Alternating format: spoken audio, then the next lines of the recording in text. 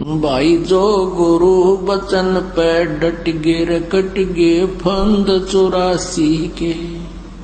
भाई जो गुरु बचन पे डट गे रकट गे फंद 84 के। कट गे फंद 84 के रकट गे फंद 84 के। भाई जो गुरु बचन पे डट गे रकट गे फंद 84 के। बोलो सतगुरुदेव की जय। बंदी छोड़ कबीर साहेब की जय। बंदी छोड़ गरीबदास जी महाराज की जय। स्वामी रामदेवानंद जी गुरु महाराज की जय। सर्व संतों की जय। सर्व भक्तों की जय। धर्मी पुरुषों की जय। श्री काशी धाम की जय। श्री छुडानी धाम की जय। श्री करौथा धाम की जय। श्री बरवाला धाम की जय। सत साहिब। गरीब नमो नमो सतपुरुष को नमस्कार। गुरु की नहीं सुर नर मुनि जन साधुआ संतों सर्वस दी नहीं। सतगुरु साहेब संत सब डंडो तुम प्रणाम। आगे पीछे मध्य हुए तिनको जा कुर्बान। नराकार निर्विषम काल जाल वैबंधनम। निर्लेपम निज निर्गुणम अकल अनुबेशोन्दनम। सोहम सुरति समाप्तम सकल समाना निर्तलय। उज्ज्वल हिरंबर हरदमम बेपरवा अथा है वार पार नहीं मध्यतम। गरीब जो सुमर सिद्ध होई गणनायक गलताना। करो अनुग्रह सोई पारस पद परवाना। आदि गणेश मनाऊं गणनायक देवन देवा। चरण कमल लौलाऊं आद्यंत करूं सेवा। परम शक्ति संगीतम रिधिदाता सोई। अवगत गुण अतीतम सत्पुरुष निर्मोही। जगदम्बा जगदीशम मंगल रूप मुरारी। तन मन अर्पों शीसम भक्ति मुक्ति भंडारी। सुर नर मुनि जन ध्यावे ब्रह्मा विष्णु महेशा। शेष सहस मुख गावे पूजे आज गणेशा। इंद्र कुबेर सरीखा वरुण धर्म राय ध्यावे। समर्थ जीवन जी का मन इच्छा फल पावे। 33 कोटि आधारा ध्यावे 87 उतरे बहुजल पारा कट है यम की फांसी। 33 कोटि आधारा ध्यावे 87 उतरे बहुजल पारा कट है यम की फांसी। सत साहिब। कर जोरूं विनती करूं धरूं चरण पर शीस। गुरु राम देवानंद जी महाराज ने दियो नाम बख्शीश। कोटि कोटि सिजदा करूं कोटि कोटि प्रणाम। चरण कमल में राखियो मैं बंदी जाम गुलाम।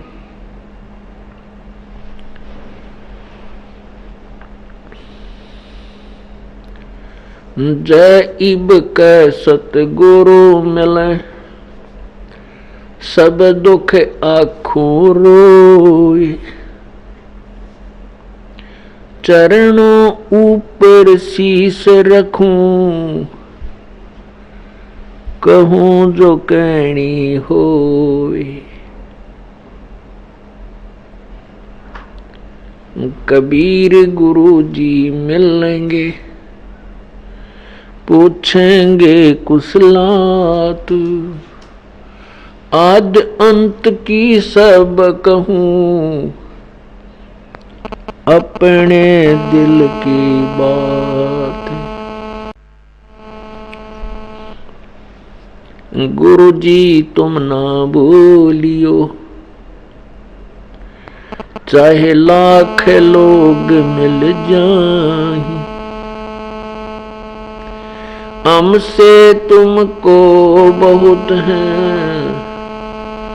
तुमसे हमको नहीं।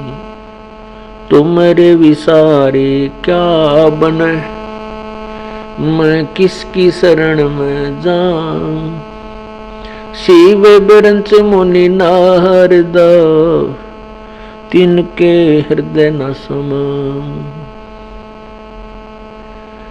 अवगुण किए तो बहुत किए, करत न मानी हारे। बावे बंदा बख्श दियो, बावे गर्दन उतारे।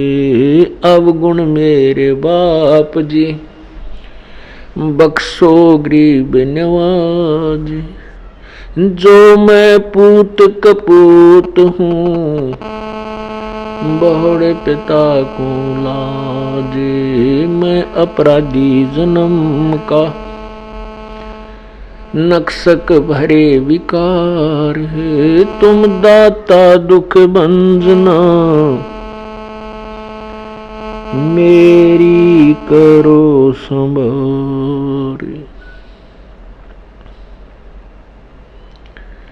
कुत्ता तेरे दरबार का, मोतिया मेरा नाम। गले प्रेम की जेवड़ी, जहाँ खेचो वहाँ जाऊं मैं। तो करो तो बावड़ू, दूर दूर करो तो जाऊं। ज्यों राखो त्यों ही रहूं, जो देवो सो खाऊं।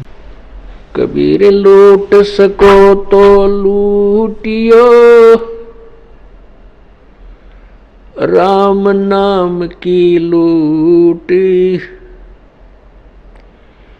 पीछे फिर पछताओगे, प्राण जाएंगे छूट। नहीं भरोसा देही का, ये विनस जावे छन माही। श्वास उश्वास में नाम जपो हो, और यतन कछु नाही। श्वास उश्वास में नाम जपो, व्यर्थ श्वास मत खो। ना जाने इसे श्वास को, आमण हो क न हो।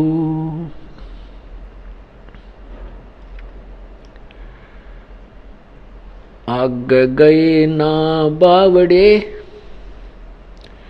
रते भी सब जाही। बिन साहेब की बंदगी, कहीं ठोर ठिकाना नहीं।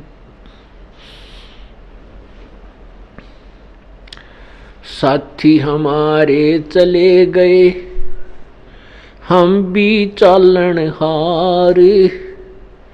कोई कागज में बाकी रह रही, तात लगी है वार।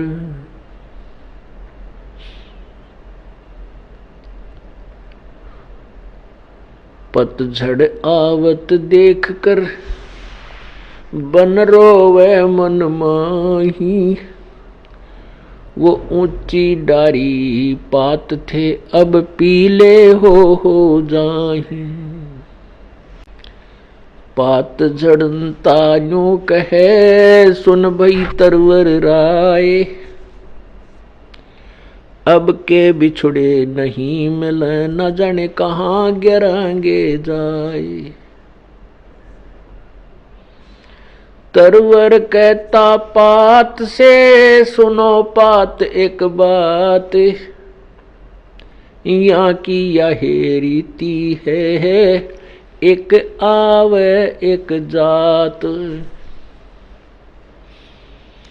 पृथ्वीपति चकवे गए, जिनके चक्र चलंत। रावण सरीखे कौन गिने हैं, ऐसे गए अनंत। कबीरा सब जग निर्धना, धनवंता ना कोई। धनवंता सो जानियो, जिस पर राम नाम धन होए। कबीर राम रटत दारिद्र भलो, टूटी घर की छान। वो सुंदर महल किस काम के, जहां भक्ति नहीं भगवान। राम रटत कोड़ी भलो, चू चू पड़े जो चामी।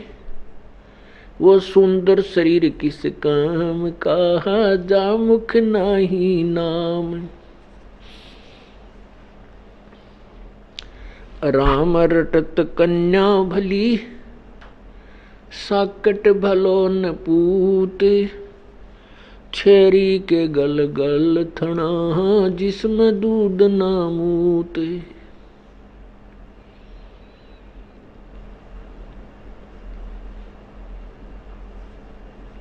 परमपिता परमात्मा, सारी सृष्टि के रचनहार, कुल मालिक कबीर देव, कबीर परमेश्वर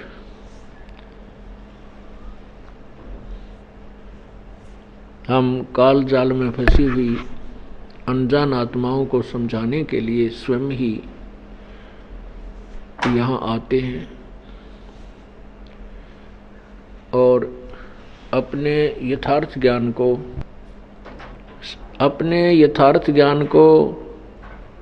स्वयं ही आकर के समझाते हैं।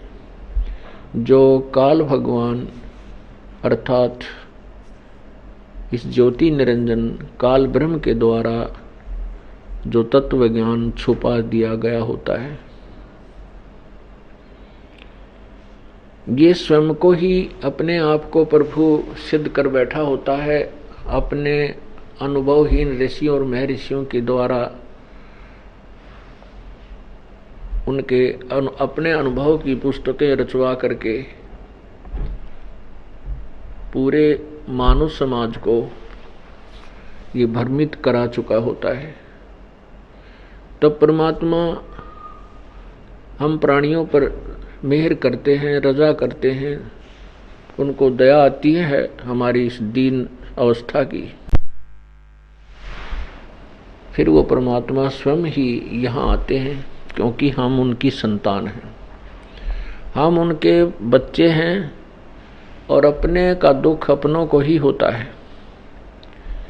काल हमारा कुछ नहीं है, ये ब्रह्म से हमारा कोई नाता नहीं है, इसके दिल में रहम नहीं हमारे प्रति। यदि रहम होता तो ना किसी का बेटा मारता, ना बेटी मारता, ना किसी का भाई मारता, ना किसी की बहन मरती, ना किसी की टांग कटती, ना किसी को कैंसर होती, ना कोई अंधा होता, ना ये गधा बनाता, ना गधी बनाता।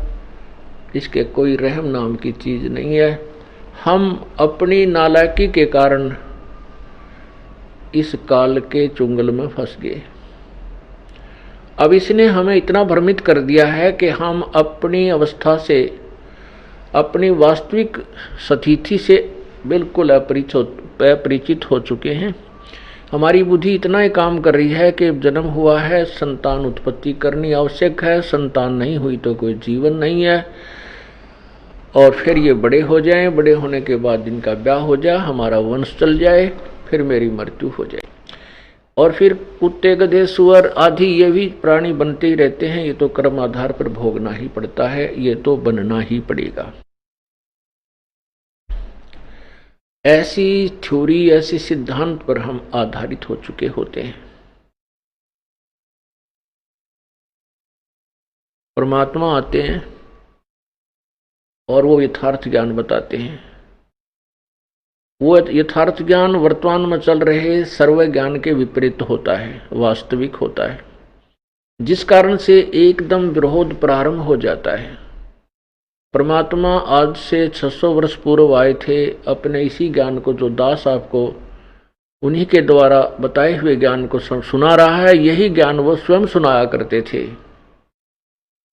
और बहुत ही जबरदस्त विरोध हुआ था। तभी ये पीर लोग, मुसलमानों धर्म में जो पीर और काजी मुल्ला होते हैं, वो हिंदू धर्म के ये ऋषि महर्षि और गुरु, ये ब्राह्मण, ये सारे उस भगवान के शत्रु बन गए थे। उन्होंने प्रजा और राजा को भ्रमित करके, मिसगाइड करके परमात्मा के उस ज्ञान को जनसाधारण तक नहीं जाने दिया था। लेकिन समर्थ की समर्थता छुपाई नहीं छुप सकती। उनके अंदर इतनी प्रबल शक्ति थी, जो भी व्यक्ति उनके संपर्क में आता था उनको स्वतः लाभ प्रारंभ हो जाता था। आज से 600 वर्ष 550 वर्ष पहले 64 लाख अनुयायी हो जाना कोई बालकों का खेल नहीं है, जबकि हिंदू और मुसलमान दोनों ही धर्मों के। ये परमात्मा की समर्थता का प्रमाण था, ना कि ज्ञान का। क्योंकि ज्ञान तो परमात्मा यही बताया करते थे जो दास आपको बता रहा है, जो आज सभी सदग्रंथों में विद्यमान है, पवित्र चारों वेदों में, पवित्र श्रीमद् भगवत गीता जी में, पवित्र पुराणों में, कुरान में, बाइबल में, पवित्र बाइबल में, पवित्र कुरान में। ये वही ज्ञान है जो परमात्मा पहले बताते थे। लेकिन उस समय उन पीरों ने, मुल्लाओं और काजियों ने, ब्राह्मणों ने, ऋषियों ने, नकली संतों ने कहा कि कबीर अशिक्षित है, ये किसी भी भाषा से परिचित नहीं है, इसलिए ये पुराणों या वेदों या गीता जी के और वेदों के विषय में जो कह रहा है ये बिल्कुल निराधार है। इसलिए हम अनजानों को, क्योंकि हम शिक्षित नहीं थे, हमने उनकी इन बातों को सत्य मान लिया कि सचमुच कबीर जी अशिक्षित हैं, बाकी शक्ति बहुत है इनमें, क्योंकि हमें लाभ हो रहा है, ये कोई सिद्ध पुरुष है। तो ऐसे हमने उस भगवान को पहचाना नहीं, और वो हम उनके साथ ज्ञान आधार से नहीं लगे थे, केवल अपने सुख के कारण लगे थे, लाभ के कारण लगे थे, जो संसारिक लाभ ही हम चाह रहे थे। तो जिस कारण से हम फेल हो गए थे, क्योंकि परमात्मा को ये मालूम था कि ये भोली आत्मा केवल देखा देखी लग रहे हैं, इनको ज्ञान कति नहीं, इनको मेरे पर विश्वास नहीं है। और यही सिद्ध करने के लिए, क्योंकि परमात्मा सत्संग में कहते थे कि तुम सभी केवल स्वार्थ वश लग रहे हो, अपने संसारिक और यहाँ के ही व्यवस्था को मांगने आते हो, तुम परमार्थ नहीं चाहते हो। लेकिन वो भोली आत्मा कहा करती, नहीं जी हम तो मोक्ष ही चाहते हैं, हम तो मोक्ष ही चाहते हैं। तो परमात्मा ने उनको एक पिछोड़ लगाई थी, उन्हीं की सती थी, उन्हीं के सामने प्रकट करनी चाहिए थी।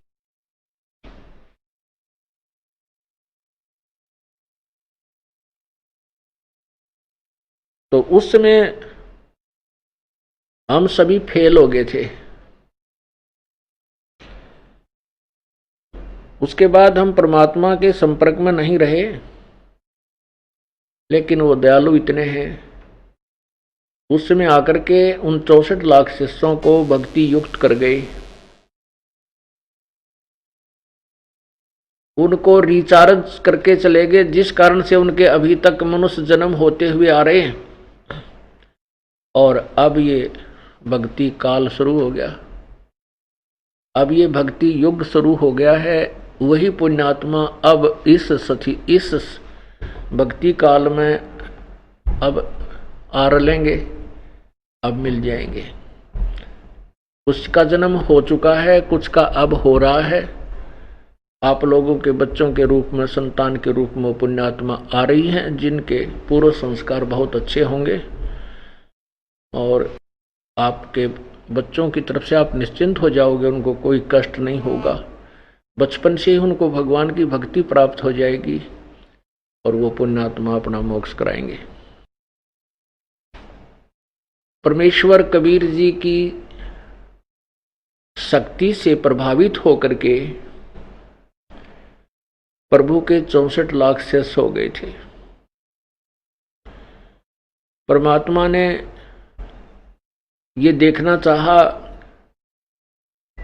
कि ये मेरे विचारों को से कितने परिचित हैं, इनके अंदर कुछ दृढ़ता भी है जो ये बोलते हैं कि हम तो मोक्ष चाहते हैं, हम आपके अतिरिक्त किसी को नहीं चाहते हैं, आप हमारे परमात्मा हो, आपसे हमें वो सुख मिले हैं जो हमें कहीं पर भी प्राप्त नहीं हुए थे। ये ऊपरले मन से कह रहे हैं या इनके अंदर भी कोई स्थान है। ये परीक्षा लेने के लिए परमात्मा ने, कबीर परमेश्वर ने एक लीला की थी।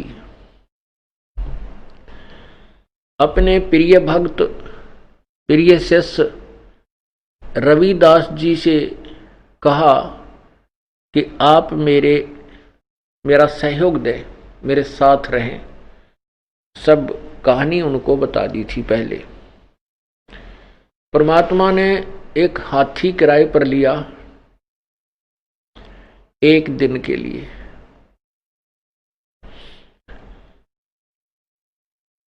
और रविदास को कहा कि आप मेरे हाथी आंकने वाले बनो, पीलवान, हाथी का ड्राइवर बनो आप।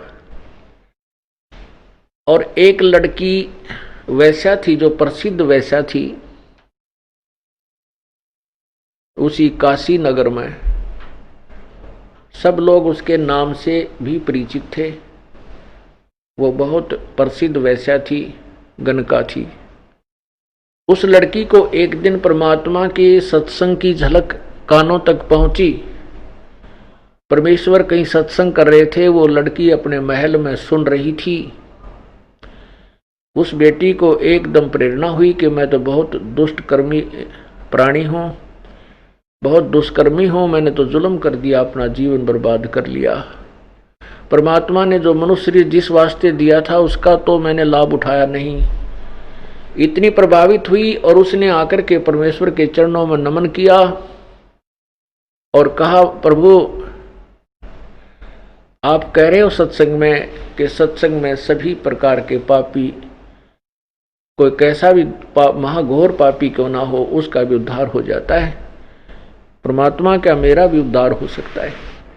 प्रभु ने कहा, क्यों नहीं बेटी, नौका जल से चल रही है, उसमें घास रखो चाहे पत्थर रखो, नौका का स्वभाव है उसको पार कर देने का।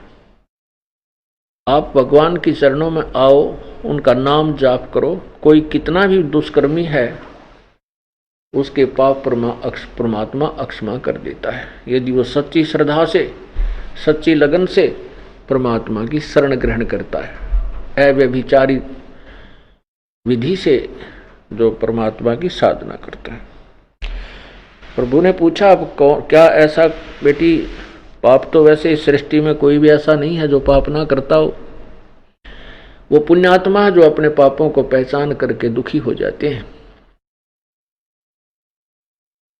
आप क्या काम करते हैं? तब उसने बताया, भगवान मैं ऐसे ऐसे गणिका हूं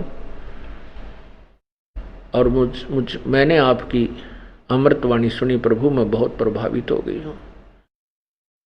तब प्रभु ने कहा, बेटा अपना जीवन सफल कर, बुराई त्याग दे और भक्ति कर। तो उसने भक्ति करना शुरू किया और प्रभु ने कहा, बेटी सत्संग में आया कर, सत्संग में आने से आपको ज्ञान होगा और ज्ञान ही आपको रोक पाएगा।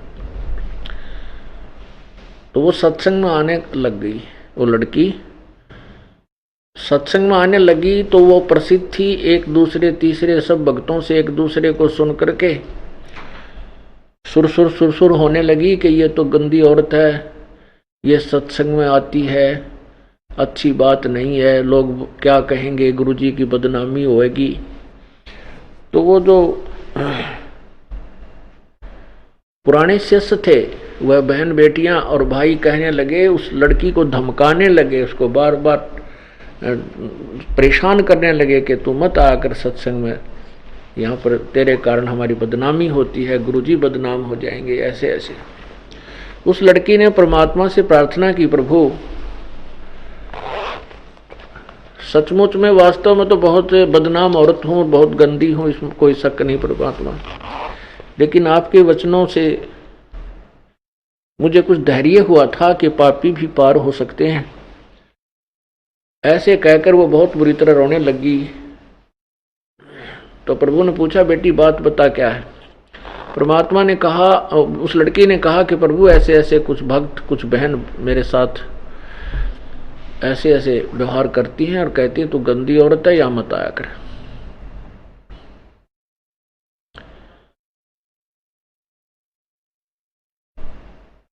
तो परमात्मा ने सत्संग के माध्यम से कई बार उनको समझाने की चेष्टा की। क्या कहते हैं,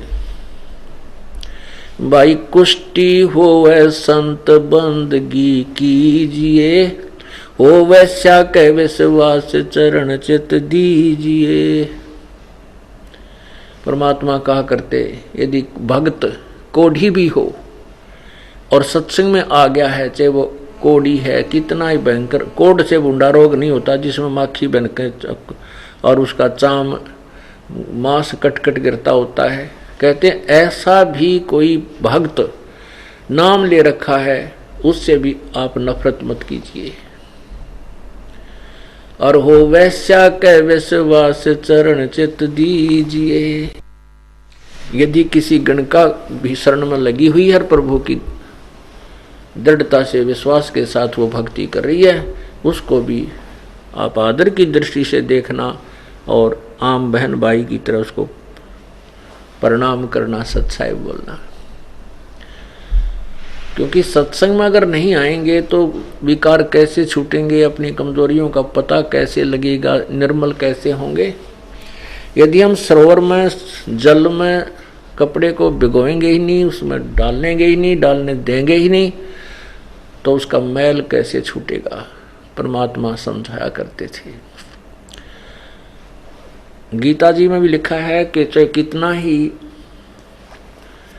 व्यभिचारी व्यक्ति क्यों ना हो, वो भी संत साधु यानी भक्त मानने योग्य होता है। क्योंकि वो सत्संग में आएगा, बुराई कर रहा है, फिर उसको ज्ञान होगा, झटका लगेगा, फिर वो बुराई छोड़ देगा। यदि सत्संग में आएगा नहीं, उसको अच्छे विचार मिलेंगे नहीं, तो दुराचारी व्यक्ति कैसे सदाचारी बन पाएगा। वो बाज नहीं आते, वो अपने ही सोच से, अपने ही विचारों से चलते होते हैं। वो संत के विचारों को न मान करके अपने आप को वो ज्यादा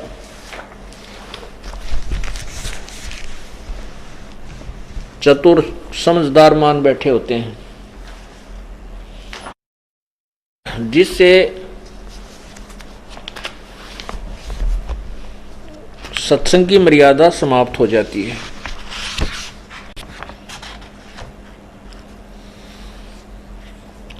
परमात्मा बहुत समझाया करते थे कि भाई सबसे पहले इंसान को अपने अंदर झांक कर देखना चाहिए, दूसरे में बुराई निकालने से पहले अपने अंदर झांकना चाहिए। परमात्मा कहते हैं बुरा जो देखण में चला, बुरा न मिलिया कोई।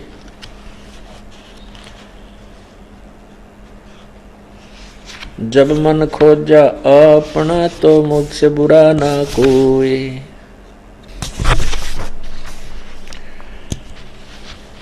परमात्मा ने बहुत से उदाहरण दिए कि एक नगरी में एक लड़की को पीटा जा रहा था। सभी कह रहे थे मारो मारो। परमात्मा वो कहते हैं एक संत वहां पहुंच गए। उसने पूछा कि अभी इस लड़की को क्यों मार रहे हो।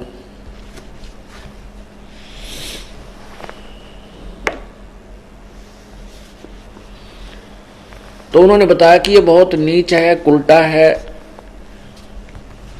इसने सारे नगर का माहौल खराब कर दिया है। संत ने कहा ठीक है बेटा, ये ऐसे निकम्मे प्राणी को तो अवश्य पीटना चाहिए और भगा देना चाहिए, पर सुनो मैं बताता हूं इसको कैसे सजा दी जाएगी। ताकि इसको अच्छा सबक मिले।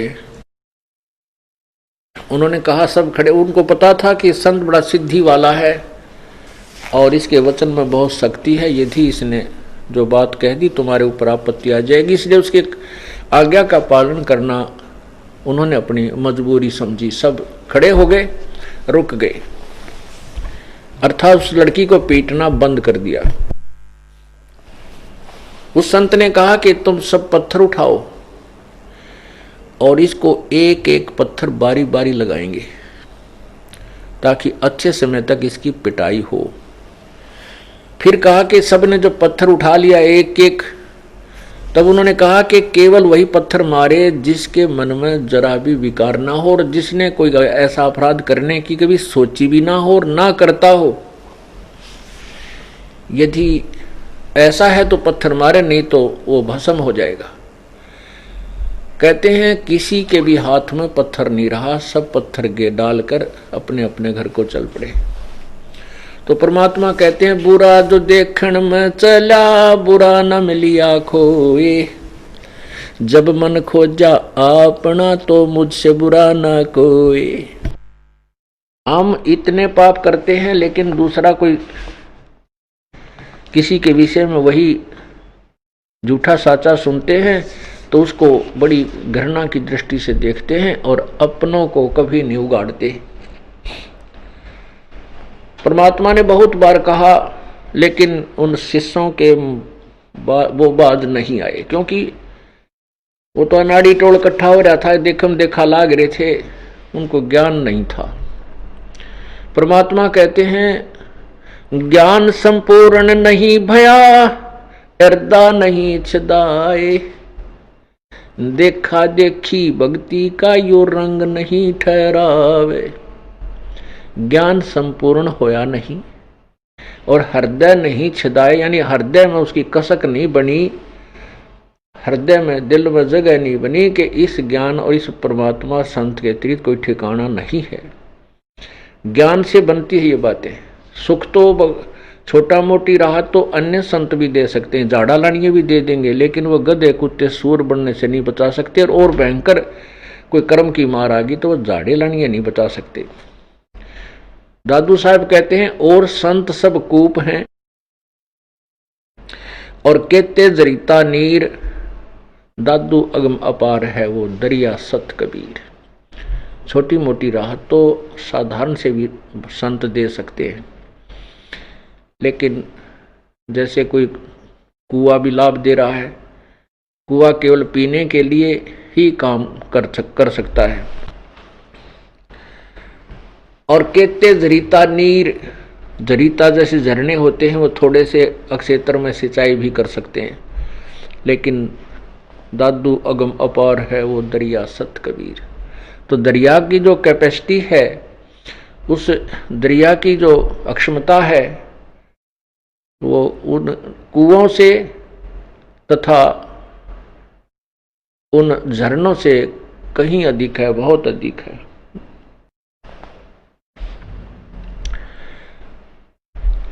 इस प्रकार परमात्मा ने सोचा कि ये सारे सुर सुर सुर सुर कर रहे हैं। परमात्मा उस लड़की को मैं तो अच्छा देते थे, बेटी तू अपना भक्ति कर, इनकी मत सुन, तुझे कोई कहता है तो मुझे बता। लेकिन वो पुण्यात्मा थी, वो किसी व्यक्ति विशेष का नाम नहीं लेती थी, कहती जी कोई सभी ऐसे बोलते हैं, कोई भी मुझसे जो है ना श्रद्धा यानी सद्भावना से नहीं पेश आ रहा। तो परमात्मा कहते तो आया कर बेटा, घबराना नहीं। तो प्रभु ने कहा, तो वहां प्रभु ने देखा कि ये सब चलो इनके मन में जो दोष है, क्योंकि कुछ एक ऐसे भी दुष्ट आत्मा होते हैं परमात्मा में भी दोष निकालने लग गए थे।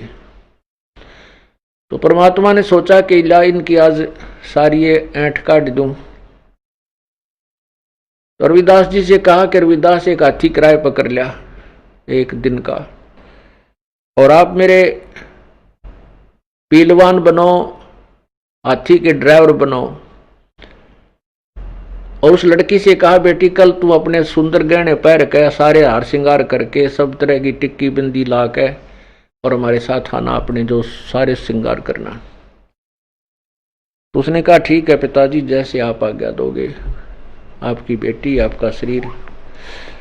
तो उसने, लड़की ने अपना सब श्रृंगार किया, परमात्मा के पास पहुंच गई उनकी झोपड़ी पे। वहां एक हाथी ला रखा था। परमात्मा ने एक गंगा जल भर लिया बोतल में, शीशी में, लड़की को हाथी के बीच में बैठा लिया। रविदास जी आगे हाथी को ड्राइव कर रहे थे और परमात्मा पीछे बैठ गए। लड़की के कंधे पर हाथ रख कर और एक हाथ में वह बोतल जो गंगा जल भर रखी थी, उस शीशी को मुंह का लगा हुआ, ऐसे शराबियों वाली एक्टिंग कर रहे हैं, और लड़की के कंधे पर हाथ उन्होंने रखा हुआ है। और वो सुप्रसिद्ध वैश्या, और कहा, रविदास जी को बता दिया कि उस अच्छे भीड़ वाले बाजार में निकालना अपनी सवारी को। तो काशी के उस बाजार में से निकाल दिया जो जहां बहुत भीड़ लगी होती थी। जो भी देख रहा था वही कह रहा था, ले भाई वो कबीर है वहां, हम तो पहले ही कहा करते थे कि वहां ऐसे होता है, ऐसे होता है, ले आज ये सामने आप पर प्रगट होगी। तो शराबी कवाबी आदमी है कबीर, तो ये देखो शराब पी रहा है। और उस वैश्या के को साथ लिए फिर रहा है। अब वो जो बगैर नाम वाले थे, जो परमात्मा के शिष्य नहीं थे, वो परमात्मा के शिष्यों को लाओ पकड़ पकड़ के कि आ जाओ दिखाऊं तुम्हारे गुरु की के काले कारनामे, ये देखो वो क्या कर रखा, शराब पी और वैश्या को साथ लिए सरेआम घूम रहा है। इसने ये नहीं मालूम इतनी दारू पी रखी आज, तो इसको ये नहीं पता तू कहाँ घूम रहा है। अब जो नकली शिष्य थे वो कहने लगे, कुछ एक ने तो वहीं कह दिया कि मैं ना था इनका शिष्य, मैं तो वैसे जाता था। कुछ एक ने कहा कि मुझे तो फलाना लेके जाया करता, मैं तो उसकी शर्म में जाया करता। कहने का भाव ये है, 64 लाख के 64 लाख शिष्य अब अपने कर्म बिगाड़ के भगवान को ना पहचाना और भगवान में से दूर हो गए। कुछ एक पुण्यात्मा ऐसी थी जिनको ये ज्ञान था, परमात्मा का सत्संग सुन रखा था कि गुरु की बुराई ना करनी चाहिए, तो उन्होंने बुराई नहीं की परमात्मा की, लेकिन विमुख जरूर हो गए। भक्ति त्याग दी, उनके पास जाना बंद कर दिया, लेकिन गुरु की बुराई नहीं की। तो वो व्यक्ति इतना लाभ उठा गए कि उनको मनुष्य जन्म मिलते रहे, वो क्रेडिट भक्ति का रह गया। और जिन्होंने अपने मुख से भी गुरुदेव की बुराई कर दी कि सचमुच तो निकम्मा था, हमने तो पता नहीं था, तो उनकी भक्ति पर सारी पर क्रॉस लग गया, कांटा लग गया, खत्म हो गई। तो उनमें से उन 64 लाख में से जो ऐसे बच गए, उनको मनुष्य जन्म मिलता हुआ आ रहा है। अब वो फिर परमात्मा प्राप्ति कर लेंगे, लेकिन वो कष्ट बहुत उठा लिया। क्या कितने मनुष्य जन्म हो गए उस दौरान 500-600 साल में, और कितने कितने कष्ट दुख। तो परमात्मा कहते हैं सतगुरु विमुखा युग युग रोवे। तो अब वो जुड़ भी जाएंगे, यदि अभी पार नहीं हुए तो फिर भक्ति उनको अवश्य मिल गई है, परंतु मोक्ष तो नहीं हुआ। जिस कारण से, जिसके लिए सारा कुछ ये क्रियाएं की जा रही थी, सारा ज्ञान दिया जा रहा था, वो सभी व्यर्थ गया। अब उधर से उन लोगों को, उन विरोधियों को अवसर मिल गया। सारे मुल्ला और काजी और साथ में ब्राह्मण, नकली गुरु, संत लेकर अपने सब समर्थकों को और भी दुनिया को भ्रमित करके, और पहुंच गए कहाँ, वीर देव सिंह बघेल के दरबार में। और वहां उस दिन सिकंदर लोधी दिल्ली का राजा भी आया हुआ था, दिल्ली का बादशाह। अब वीरदेव सिंह बघेल जो था वो तो एक अक्षत्रिय नरेश था, और वो दिल्ली के बादशाह के अंतर्गत आता था। जैसे छोटी छोटी स्टेट होती थी, रियासत, उनके राजा और दिल्ली के राजा के अधीन होती थी, पराधीन होते थे। ऐसे परमात्मा ने भी वो दिन देखा कि आज सिकंदर लोधी भी आया हुआ है, इनकी सबकी फड़क निकल जाएगी।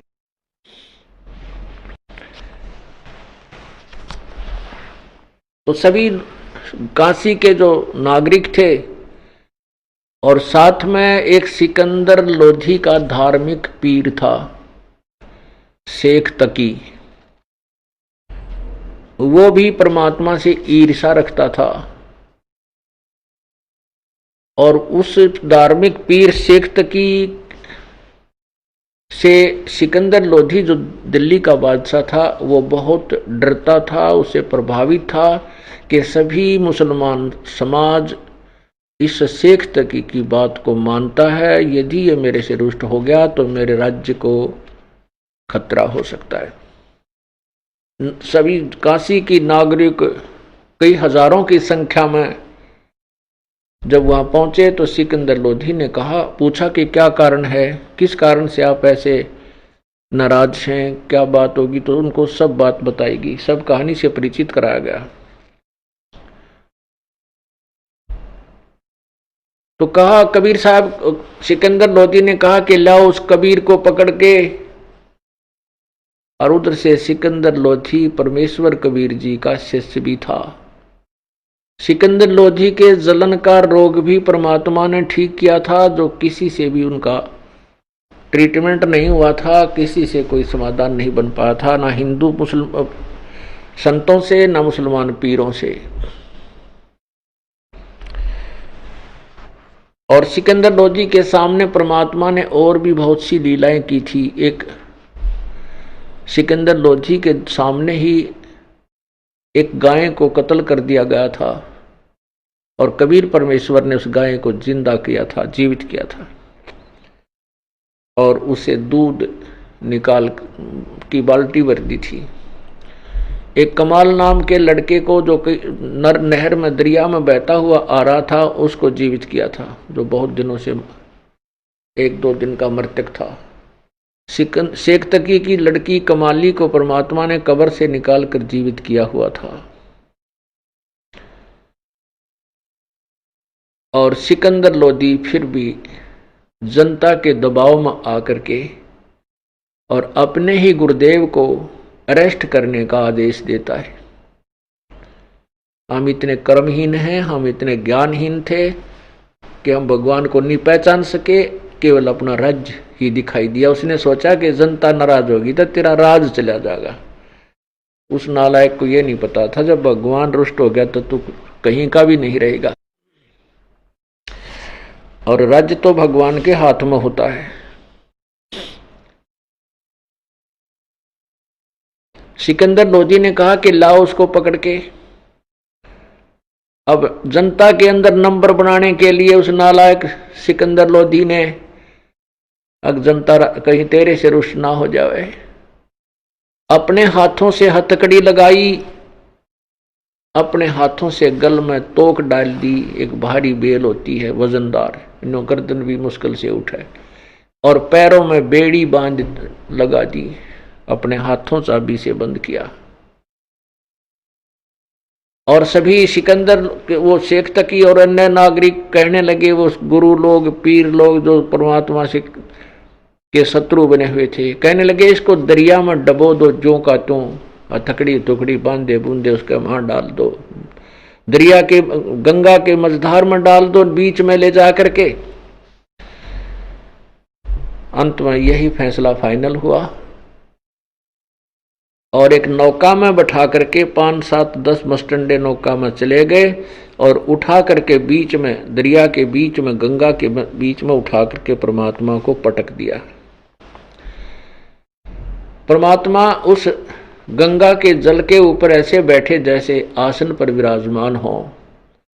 हाथों की हथकड़ी, पैरों की बेड़ी, गले की तोक अपने आप टूट कर दरिया में गिर गई और प्रभु ऐसे बैठे हैं आराम से। अब वो नौका वाले तो वापस आ गए।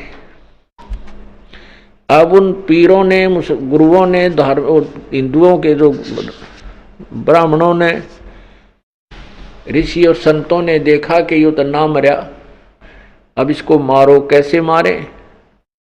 पत्थर मारे, पत्थर मारो, पत्थर मारो, डले मारे, पत्थर मारे। फिर बोले गोली मारो।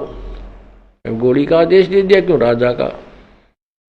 राजा प्रभावित था जनता से, इतनी जनता रही, भाई कुछ भी करो, मैं क्या करूं। अब गोली मारे परमात्मा के, तीर मारे, एक भी आसपास नहीं जा। कोई तो वहीं फ्यूज हो जा, कि तो को ऊपर नमू हो जा, कोई इधर जाए, कोई इधर जाए। फिर आखिर में क्या कहा कि तोब लाओ, तोब। वो तेरा गजब भाई, 4 पहर तक तोब के गोले। तोब, हे भगवान, तोब का गोला तो बड़े बड़े किला न ढा के घेर दे। 4 पहर यानी 12 घंटे। ओहो, तोब के गोले अंधाधुंध। दुष्ट आत्मा ने ये नहीं सोचा तुम कर क्या रहे हो नालायको। यो मानस मनुष्य है जिसका ऊपर एक गोली में आदमी बच जा क्या, लेकिन बुद्धि का नाश हो रहा था उनका सबका। 12 घंटे तक तोब के गोले नु गब्बा गब कहते हैं।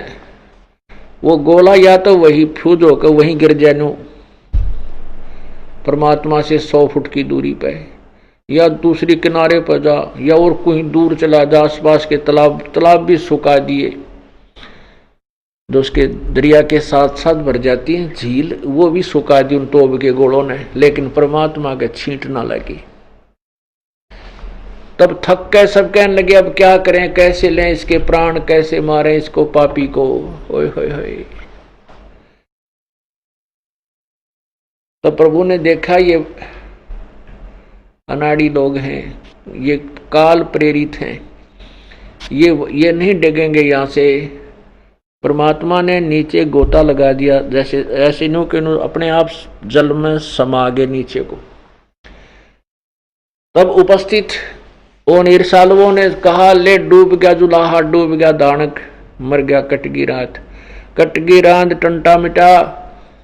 अब इसके ऊपर का रेत रात फिर के मर जाएगा अंदर ही।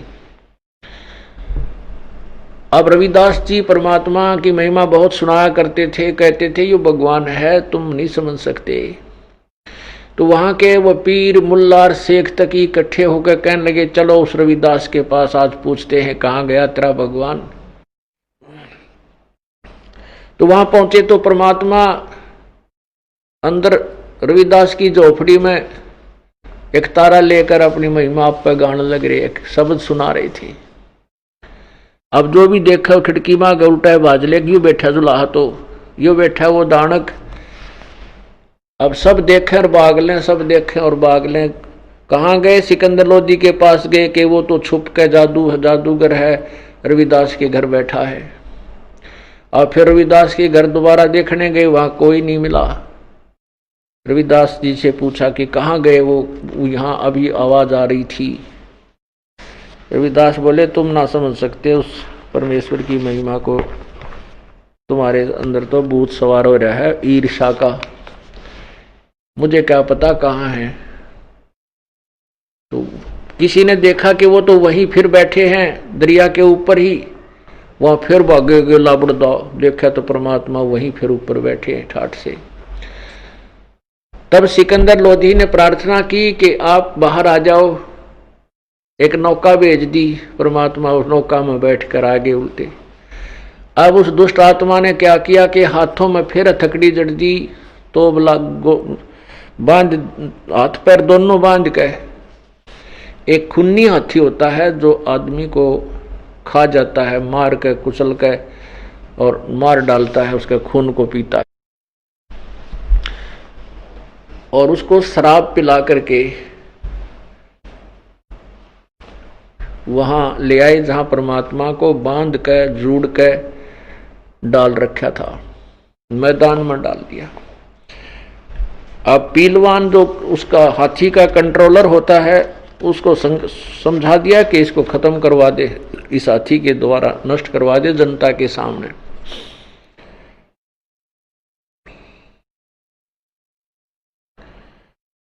अब पीलवान जब हाथी को लेकर चला तो हाथी बड़ी स्पीड से परमात्मा की तरफ चला।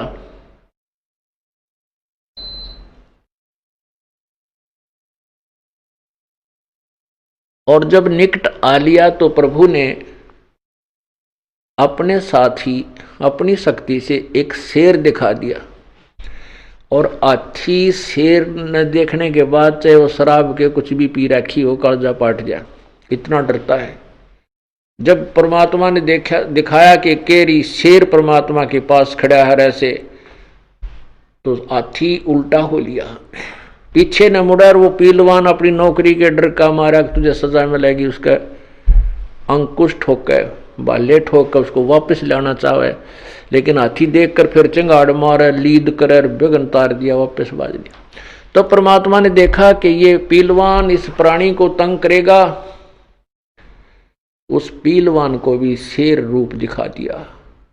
जब पीलवान ने देखा बिल्कुल निकट हाथी को ले आया था, इतनी दूर शेर देखा, तो वो भी उसके अंकुश किया गया, राफ किया, हाथी कहीं भाग गया और वो गिद्ध पड़ा नीचे बेहोश हो गए।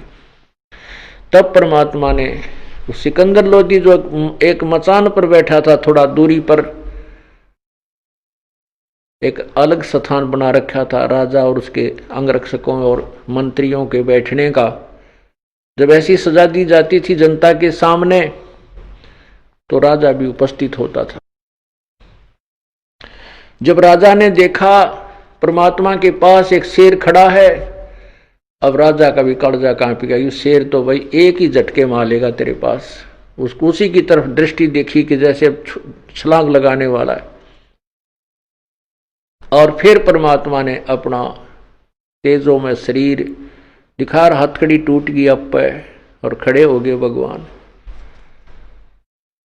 तब वो सिकंदर लोधी वहां से कांपता हुआ मचान से नीचे उतर के आता है, दंडवत प्रणाम किया और सबको कहा कि ये परमात्मा है, ये अल्लाह है, ये दुनिया के लोगों हमसे गलती होगी, माफ करो भगवान। अब सिकंदर लोधी का यो भगवान है, जनता वो स्वार्थी लोग इन्हों के राजा बकवाद करता है, भागो यहां से, इसका राज त्याग दो, ये तो इसका चेला है, ये है वो। ऐसे करके उस परमात्मा को स्वीकार ना करके उन नालायकों ने अपना कर्म बिगाड़ दिया। उधर से परमेश्वर अपनी झोपड़ी में आ गए और परमात्मा कबीर जी के दो शिष्य थे, अर्जुन और सरजुन। वो कहीं बाहर गए हुए थे, 2-4 दिन में वो भी आ गए। उनको भक्तों ने कहा भाई गुरु जी ने तो नाश कर दिया, कित जोगे नहीं छोड़े भाई, कति मुंह दिखाने जोगे नहीं छोड़ रखे, हम तो बहुत बुरा हाल हो गया। अर्जुन सरजुन बड़े दृढ़ थे कि नहीं, हमारे गुरुदेव में कोई भी दोष नहीं हो सकता, आपने कोई गलत सुना है किसी निकम्मे से। अरे वो कहने लगे रहा, हमने आख्या देखा, क्या बात करते हो आप, ये है वो। अर्जुन सरजुन ने बहुत दृढ़ता रखी, लेकिन कुछ कहने लगे। ने बोला तेरा जो तुम्हारे नहीं जचती क्या, तुम्हें निश्चय नहीं है, हमारी बातों पर विश्वास नहीं, जाकर देख लेना शाम के समय वो गुरुजी वहीं बैठे पाओगे उस वैश्या के घर पर। तो वो शाम को 4 बजे से दोनों वहां पहुंचे, कबीर परमात्मा उस वैश्या के द्वार पे, और परमात्मा बैठे थे चारपाई पे और लड़की बैठी नीचे, और उसके घुटनों पर परमात्मा के पैर, वो पैर दबा रही थी। तो दोनों ने जब देखा, उस दरवाजा खुला था, अर्जुन सरजुन ने कहा कि सतगुरु यहां ना बैठियो, ये द्वारा है नीच। अर्जुन सरजुन ठहरे सतगुरु की प्रतीत, सतगुरु यहां ना बैठियो, ये द्वारा है नीच। अब गुरुजी को शिक्षा देने लग गए वो नालायक कि गुरुजी आपको यहां नहीं बैठना चाहिए, तो एक बदनाम औरत का घर है, ये नीच का घर है।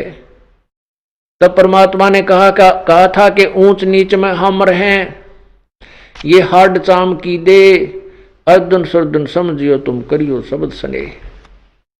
परमात्मा ने कहा था भाई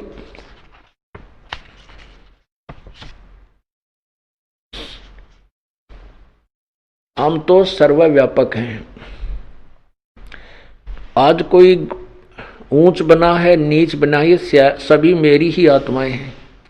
मेरी आत्मा, मेरा जो लगाव इन सभी के साथ समान है। कोई गधा बना है, पशु बना है, पक्षी बना है, ये सब हैं तो मेरे ही बच्चे, तो मैंने तो सभी का उद्धार करना है। और ऊंच नीच कैसे वर्णन करोगे? हाडचाम की तुम्हारा शरीर, हाडचाम का इस लड़की का शरीर, तुम्हारे अंदर दुष्टता है, तुम्हारे अंदर यकीन नहीं है, इसमें भी विश्वास है, तो हम विश्वास के पास हैं। और तुम अपना कर्म बनाओ, नाला को कर्म मत बिगाड़ो, अपनी भक्ति करो जो हमने तुम्हें उपदेश दे रखा है। तो मुझे शिक्षा देने आए हो, तुम तो मेरे गुरु हो गए, फिर शिष्य कहाँ रहे? इतना कहते ही उनकी बुद्धि बदल गई। उनको समझ में आ गया कि हाँ भगवान, हमसे गलती होगी, पर चरण पकड़े, माथा टेका, नाक रगड़ा, हमें माफ कर दो, गलत हो गया हमारे से। हमने अन्य भक्तों के कहने से हमारे मन में भी दोष आ गया।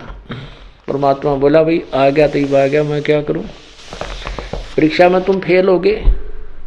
तब उनको इतना ज्ञान समझ में आ गया कि हे भगवान, हे परमात्मा, हमें पार करो, हम पापी आत्मा है, हमसे गलती होगी है। परमात्मा बोले अब तुम्हारे मन में दोष आ चुका है, अब तुम कितनी बात बना लो, अब तुम मुझ पर वो विश्वास नहीं कर सकते जो पहले था। कहते हैं रहीमन धागा प्रेम का मत तोड़ो चटकाए, और टूटे से फिर नहीं मिले, मिले तो गांठ पड़ जावे। तो बेटा अब तुम्हारे और हमारे बीच में गांठ पड़गी, और अब तुम मुझे उतना ऊंच नहीं मान सकते, क्योंकि आपने मुझे इस वैश्या के पास आंखों देख लिया। तुम अपने दोष में, अपने विकारों में इतने ग्रस्त हो कि आप मुझे अपने ही तराजू से तोलते हो, जो वेरी डिफेक्टिव है। और ये सत्य है। अब तुम्हारा इस शरीर से उद्धार नहीं हो सकता, तुम बेसिक बात बढ़ाओ। फिर चरणों में पड़ गए परमात्मा, हमारा फिर कब उद्धार होगा? ये प्रभु कहने लगा फिर हम कभी फिर चक्कर लगाएंगे, फिर उस समय तुम्हारा मनुष्य शरीर होगा तो तुम्हारी बात बनेगी। उन्होंने फिर आग्रह किया, हे प्रभु फिर ना जाने मनुष्य जन्म हो या ना हो, और मनुष्य जन्म हो तो ये ज्ञान मिला नहीं। हे प्रभु आपके दासों का इसी शरीर में कल्याण हो, हम दुष्टों पर इतना रहम जरूर कर दो मेरे प्रभु। दयालु थे, उन्होंने कहा भाई ठीक है। कुछ समय उपरांत मैं वहां हरियाणा के अंदर दिल्ली से 30 मील पश्चिम की ओर किसी गांव में आऊंगा, वहां मेरी आत्मा आई हुई होगी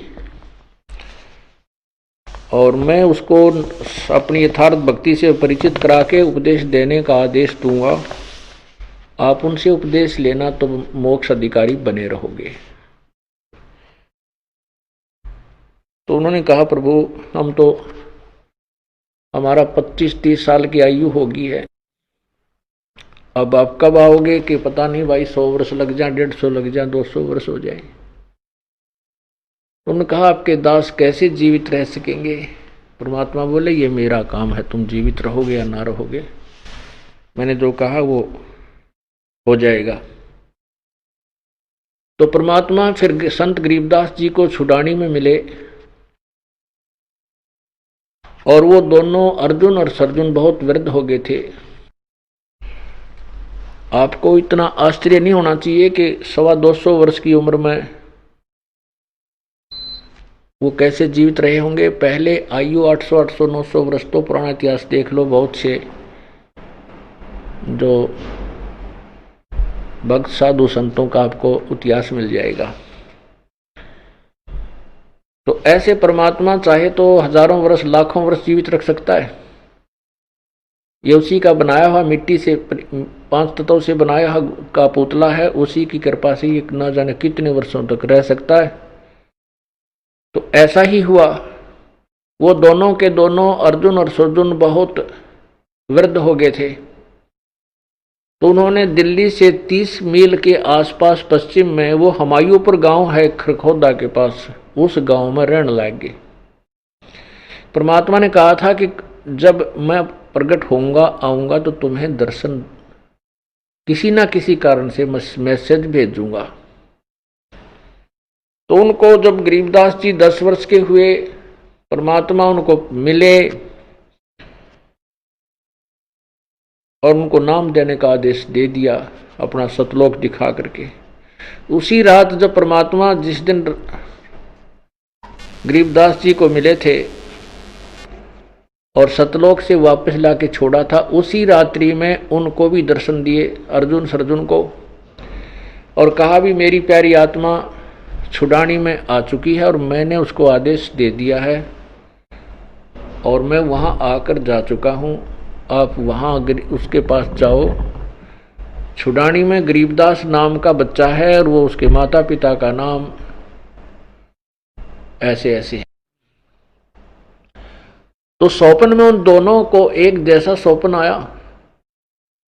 तब एक ने, अर्जुन ने कहा सर्जुन से कि सर्जुन आज मुझे भगवान दिखाई दिए थे उसी स्वरूप में। उन्होंने कहा है कि यहाँ कोई छुड़ानी गांव है, छुड़ानी गांव में एक बलराम के घर पर एक लड़का उत्पन्न हुआ है, वो 10 वर्ष का हो चुका है, उसको मैं आकर के आदेश दे चुका हूं। तो सर्जुन ने कहा कि यही ज्यों का त्यों संदेश मुझे मिला है प्रभु का। फिर जो भक्त उनकी सेवा किया करता था, जिसके घर वह रुके हुए थे उस पुण्यात्मा के, उसने उनसे पूछा कि वो यहाँ कोई छुड़ानी गांव है आपके आसपास। तब उस व्यक्ति ने कहा जी पता करता हूं, मैं परिचित नहीं हूं उस गांव से। तो उस समय ये ब्राह्मण और नाई ये नगर नगर गांव गांव में जाते थे रिश्ते आदि करने के लिए। तो उनको तकरीबन सभी गांवों का ज्ञान होता था। उनसे पूछा तो उन्होंने बताया कि ऐसे ऐसे एक छुड़ानी गांव है बहादुरगढ़ से पर दूसरी साइड में, और वो वहाँ है, वो छोटा सा गांव है। तो उन दोनों अर्जुन सर्जुन ने अपने उस सेवक से कहा कि बेटा आपने हमारे ऊपर बहुत रहम किया है, हमारी बहुत सेवा की है, एक अंतिम सेवा और कर दे कि हमें किसी प्रकार वहां उस गांव में भिजवा दे, छुड़ानी में छोड़ा। उस व्यक्ति ने अपना एक गाड़ी का छोटी गाड़ी यानी रेडू का आकर, रेडू वो छोटा सा होता है, 2-4 फुट चौड़ा, 3-5 फुट लंबा, वो तैयार किया। उसमें दोनों बैठाए जोटा बोगी टाइप से, और उसमें अपने बैल जोड़ के उन दोनों को लेकर के वहां पहुंचा।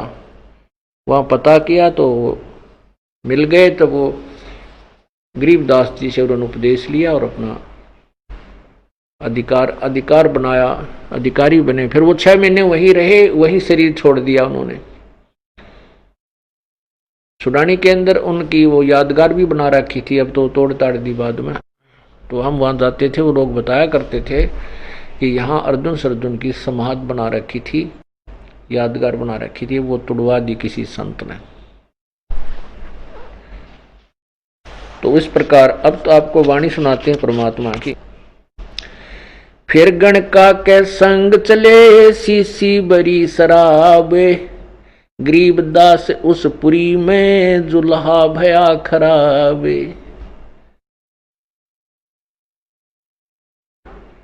तारी बाजी पूरी में बेस्ट जुलदी नीचे, गरीबदास गणका सजी 2 संतों के बीच। क्योंकि वहां हथेली बजाने लगे, तारी पिटन लगे लोग। अब देखो ये गणका वैसा इन संतों के बीच में सज धज कर बैठी है। गावत बैन विलास पद गंगा जल पीवंत, गरीबदास भी बल बहे मतवाले घूमत। बड़ुआ बड़ुआ सब कहे कोई न जाने खोज, गरीबदास कबीर करम वो बाटे सिर का बोझ।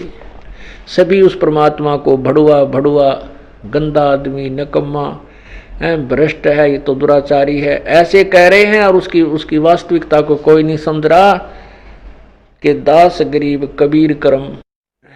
परमात्मा कबीर जी अपने सिर से बोझ उतार रहे हैं उन 64 लाख नालायकों का जो देखा देखी शिष्य बन गए, विश्वास उनमें है नहीं, मनमुखी हो रहे हैं। तो वो इब बोझ क्यों कर किस तरह उतार रहे हैं कि सभी अपने आप कहेंगे हम उनके शिष्य नहीं, हम उनके शिष्य नहीं, क्योंकि शिष्य बनाना कोई बालकों का खेल नहीं है। परमात्मा कहते हैं गुरु गलतियों होत हैं, नानक जे है पंथ, और फिट जनीति संत की जो साकट शेष करंत। कहते हैं उस संत की माँ को भी लानत है, क्यों ऐसे निकम्मे को जन्म दिया कि जो साकट शेष बनाता है। साकट का अर्थ है जो नाम लें फिर बुराई करें जा, और उसको पता हो कि ये बुराई भी करते हैं, लेकिन वो लालच में कि तेरे को पूजा मिलती है, आते रहेंगे, कुछ भी करते रहें, तो ऊपर से कुछ कहता रहे, अंदर से उनको करड़ा नहीं करे। तो ऐसे कहते हैं वो फिर गुरु गलत हो जाते हैं, उनको हानि होती है। तो जो शिष्य पार नहीं होंगे और गलती कर रहे हैं फिर भी वो अपने शिष्य मान रहा है, तो उस पे भार बन जाता है, उसको दोष लगता है। तो परमात्मा अपने सिर से उन 64 लाख बीमारी को पटक रहे थे, उस वजन को, और दुनिया उनको कह रहे थे बड़ुआ बड़ुआ सब कहें कोई न जाने खोज, गरीबदास कबीर कर्म वो बांटत सिर का बोझ। देखो गण का संग लई कहत कौम छती से, गरीबदास इस जुल्हिद का दर्शन आन हदीस। 36 कौम अर्थात सर्व जाति के व्यक्ति कह रहे हैं कि देखो इसने वैश्या को साथ ले रखा है, कैसा निकम्मा है, दुष्ट है, फलान है, और इसका तो दर्शन भी नहीं करना चाहिए, लोग इनके शिष्य बने हुए हैं।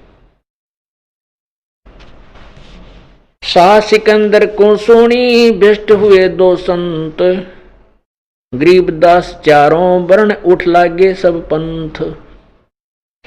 4 वर्ण 6 आश्रम दोनों दिन खुशाल, गरीबदास हिंदू तुर्क पड़ा सैर गल जाल।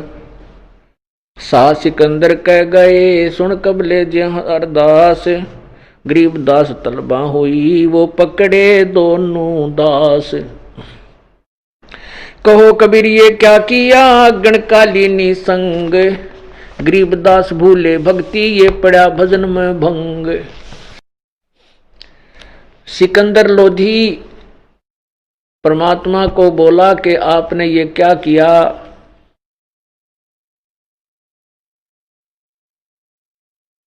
आपका भजन भंग हो गया, आपने ये क्या लीला क्या कर दिया, शराब पी और साथ में एक वैश्या के संग का संग किया। कहो कबीर ये क्या किया गणकालीनी संग, गरीबदास भूले भक्ति तेरे पड़ा भजन में भंग। परमात्मा क्या कहते हैं, सुनो सिकंदर बादशाह हमरी अर्ज आवाज, गरीबदास वो राक्षसी जिनियो साजा साज। अब सिकंदर ने के समझाओ भगवान, कहने लगे कोई बात नहीं, जो उसकी लीला है वो रक्षा करेगा मेरी। जड़िया तोक जंजीर गल सा सिकंदर आप, गरीबदास बदलीन है तारी जप्पा जाप। हाथों में थकड़ी जंजीर, गल में तोक, उस सिकंदर लोधी ने स्वयं ही उन परमात्मा के लगाई। जड़िया तोक जंजीर गल सा सिकंदर आप, गरीबदास पदलीन है वो तारी अजप्पा जाप। हाथों जड़ी हथकड़ी पग बेड़ी पैराए, गरीबदास बीच गंगा में दीना ता छिटकाए। वहां पटक दिया ठाकर गंगा के बीच में। जड़गे तोक जंजीर सब लगे किनारे आए, गरीबदास देख खलक स्यों का जी बादशाह। हाथ तकड़ी, हाथों की तकड़ी, गले की तोक और सभी पैरों की बेड़ी अपने आप टूट गई।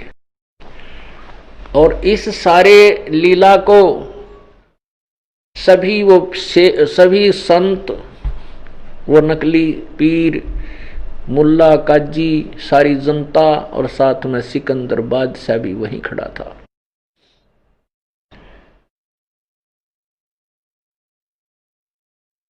जड़ गए तोक जंजीर सब वो लगे किनारे आए, गरीबदास देखे खलक सौ बाजी सत सौ काजी बादशाह। नीचे नीचे गंगा जल ऊपर आसन थीर, गरीबदास डूबे नहीं बैठे अधर कबीर। यो अचरज कैसा भया ये देखें दोनों दीन, गरीबदास का जी कहें इसने बांध दिया जलसीन। अब वो नकली आदमी क्या कहते हैं, वो काजी कहते इस जादू जंत्र करके इसने जल को बांध दिया, इसलिए ये ऊपर बैठा है। तुम बांध दो न, पढ़ो निष्का मान निकम्यो दुनिया न बकारे, तुम बंद हो बैठ, तुम भी बराबर में बैठो ना जाके जब माना था। तो कुछ तो है, शक्ति है तभी तो परमात्मा है, पर शक्ति नहीं तो भगवान कौन माने।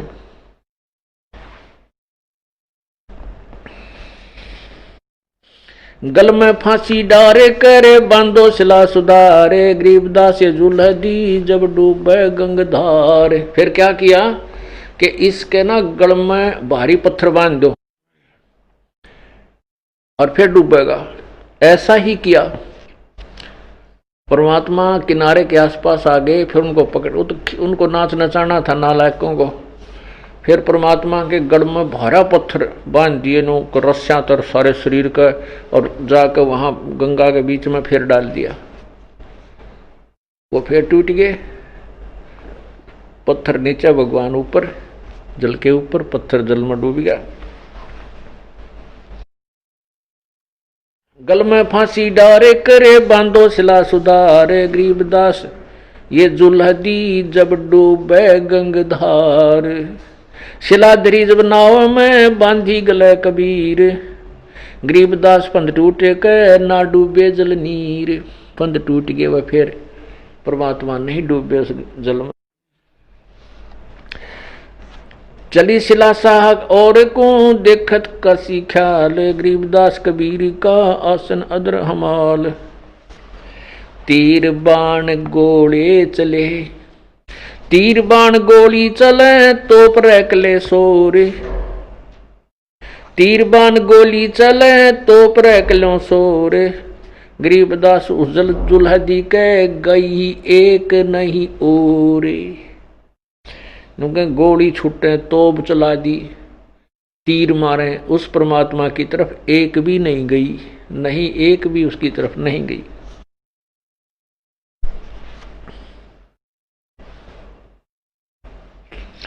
तीर बाण गोली चलाए तोप रैकलों सोरे, गरीबदास जुल्हदी के गई एक नहीं और।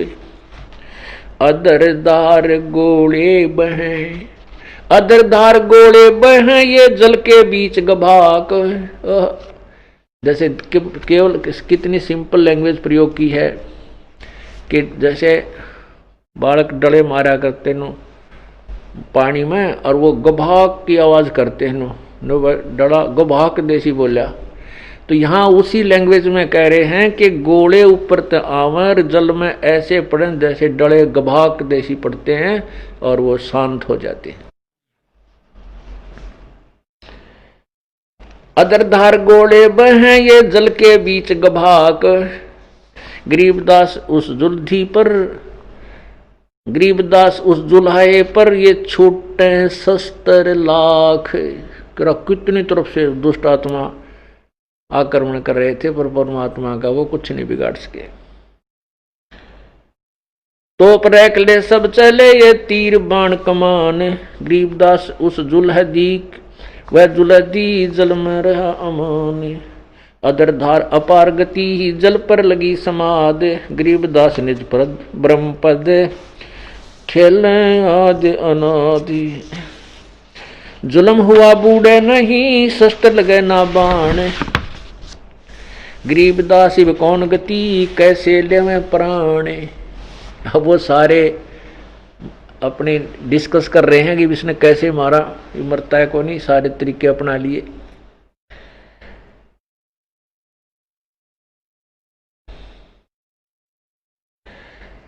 लगी समाधि अगाध में, बिचरे काशी गंगे, गरीबदास किलोल कर छू है चरण तरंगे।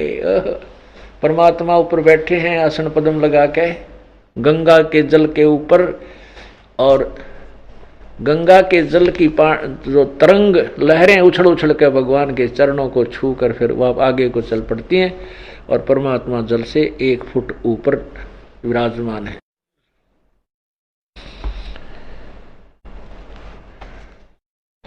चार पैर गोले बगे दमकी मुल्क मैदान, गरीबदास पोखर सूके रहे कबीर अमाने।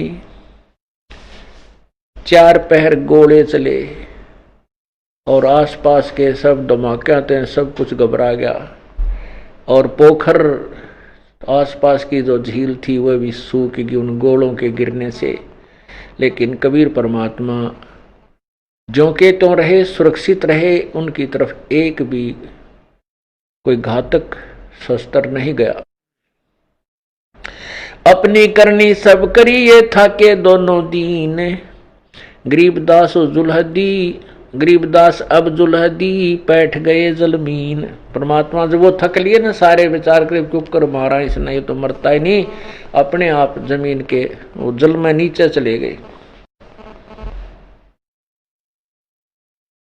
डूबा डूबा सब कहें हो गया गारत गोरे, सब कहने लगे डूब गया गया, खत्म हो गया नाश इसका। गरीबदास कबले धनी तुम आगे क्या जोर, आनंद मंगल होते हैं ये बटे बधाई बेग, गरीबदास उजुलहदी पर भाई फिर गिरे तीरेग। अब लाडू बांटे, बधाई एक दूसरे ने दें, बधाई हो मर गया हो पापी, रथरा गजबइयो। हे भगवान, देखी से अंधे बना दिए हम, अपने भगवान के पीछे पड़े हुए। इन काल के प्रेरित प्राणियों ने, ऋषियों ने, संतों ने, मुल्लाओं ने, काजियों ने परमात्मा के विरोधी बनाकर के हमें और दूना दोषी बना दिया। अपने पिता का हम पीछे पड़े हुए हैं और काल के पाले में खड़े होकर के हम पत्थर मार रहे हैं। जो हमें यहाँ बचाने आए हैं, जो हमें अपना यथार्थ ज्ञान बताने आए हैं, हम उन्हीं के पीछे पड़े हुए हैं। दे हमारे कितने खोटे बाग। और परमात्मा कहते हैं गोता मारूं स्वर्ग में और मैं जा बैठूं पैताल, गरीबदास ढूंढता परूं अपने हीरे मोती के लाल। मैं रोवत हूँ सृष्टि को, ये सृष्टि रोवे मोहे, गरीबदास मारे वियोग को हो समझ न सकता कोई। परमात्मा कहते हैं ये भोली आत्मा जब दुखी होती है, भगवान भगवान करती फिरती है, ये मुझे ढूंढ रही है, रो रही है, क्योंकि जिन भगवानों की पूजा करते हैं वो इनको लाभ नहीं दे सकते, इनके संकट को निवारण नहीं कर सकते। और जो संकट निवारण करने वाला भगवान मैं हूँ, ये मुझे ढूंढते हैं, लेकिन मेरे पाने की विधि इनको पता नहीं। ये मुझे रो रहे हैं, मैं इनको रो रहा हूँ कि मैं भगवान हूँ, तुम मेरी बात को मान लो, जिसकी तुम पूजा करते हो ये काल है और इसका बहुत ही भयंकर ये जाल है जिसमें तुम कष्ट उठा रहे हो। पर ये मेरी मानते नहीं एक बात को। तो इस वियोग को, हमारे एक दूसरे को जो विमुख हो गए हम, इसने कौन समझावे,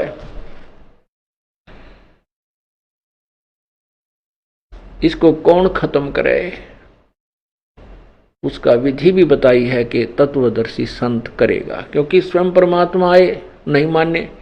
अब ये दास भेजा ये बताने के लिए कबीर परमात्मा था और है और रहेगा।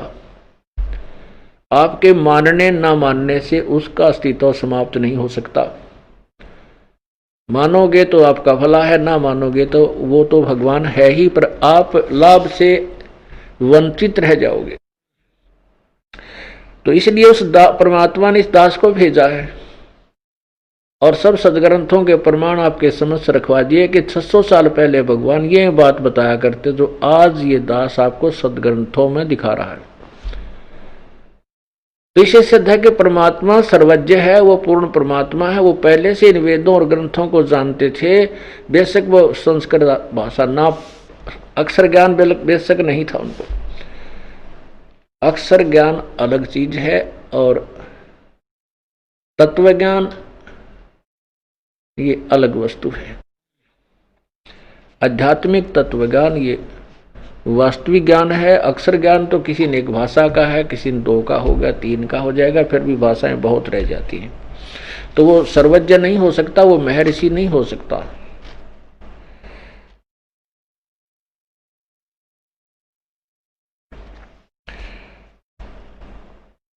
आनंद मंगल होते हैं ये बटे बदाई बेग, गरीबदास उस जुल्हदी पर भाई फिर गिरे तीरेग। खुशी मना रहे हैं, लाडू बाटे बधाई दे, एक दूसरे को मर गया। अब उसके ऊपर रेत, गंगा के जल में डूब गया, उसके ऊपर रेत फिर जाएगा, गारा चढ़ जाएगी उसके ऊपर, वो क्या नष्ट ढूंढे तो भी ना पावे।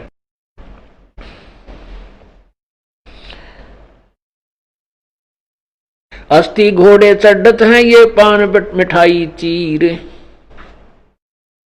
गरीबदास काशी खुशी बै डूबे गंग कबीर। डूब गए गंगा में कबीर, सब खुशी मना रहे हैं। जाओ घर रविदास कह हिलकारे हजूर, गरीबदास खुशियां कहो कहियो नहीं कसूर। झालर ढोलक बाजत हैं गाँव है शब्द कबीर, गरीबदास रविदास संग दोनों एक ही तीर। वहां जाके देखा रविदास के घर पे तो परमात्मा अपना शब्द गा रहे हैं। वह गए थे ये बताने के लिए कि तेरा वो भगत गुरु भगवान डूब डाब गया, तू भगवान बताया करता। वहां जाके देखा भगवान आगे बैठे हैं तो सबकी मां सी मर गई। काजी पंडित सब गए फिर शाह सिकंदर उठे, गरीबदास रविदास के भेख गए जट जूट। सिकंदर लोधीर सारे फिर रविदास के घर गए कि कहाँ है वो। कोठी कुठले सब झके बासन टिंडर गोल, गरीबदास चमरा सोनो कहाँ गए वो बोल। अब वो ऐसे नालायक थे, रविदास जी की झोपड़ी में सारे टिटोल दिए को मटके थे, वह भी उल्टे कर कर देख लिए कि दिन में बढ़ गया हो, इतनी दबा शब्द गा रहा था।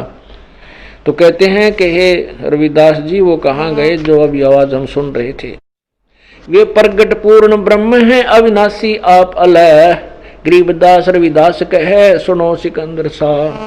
रविदास जी कहते हैं कि सिकंदर सुन ले मेरी बात, वो खुद परमात्मा है। वे प्रगट पूर्ण पुरुष हैं अविनाशी आप अल्लाह है, गरीबदास रविदास कहे सुनो सिकंदर सा। के सिकंदर बादशाह सुन ले मेरी बात, वो भगवान है, सारी सृष्टि के रचनहार हैं, वो खुद अल्लाह हैं।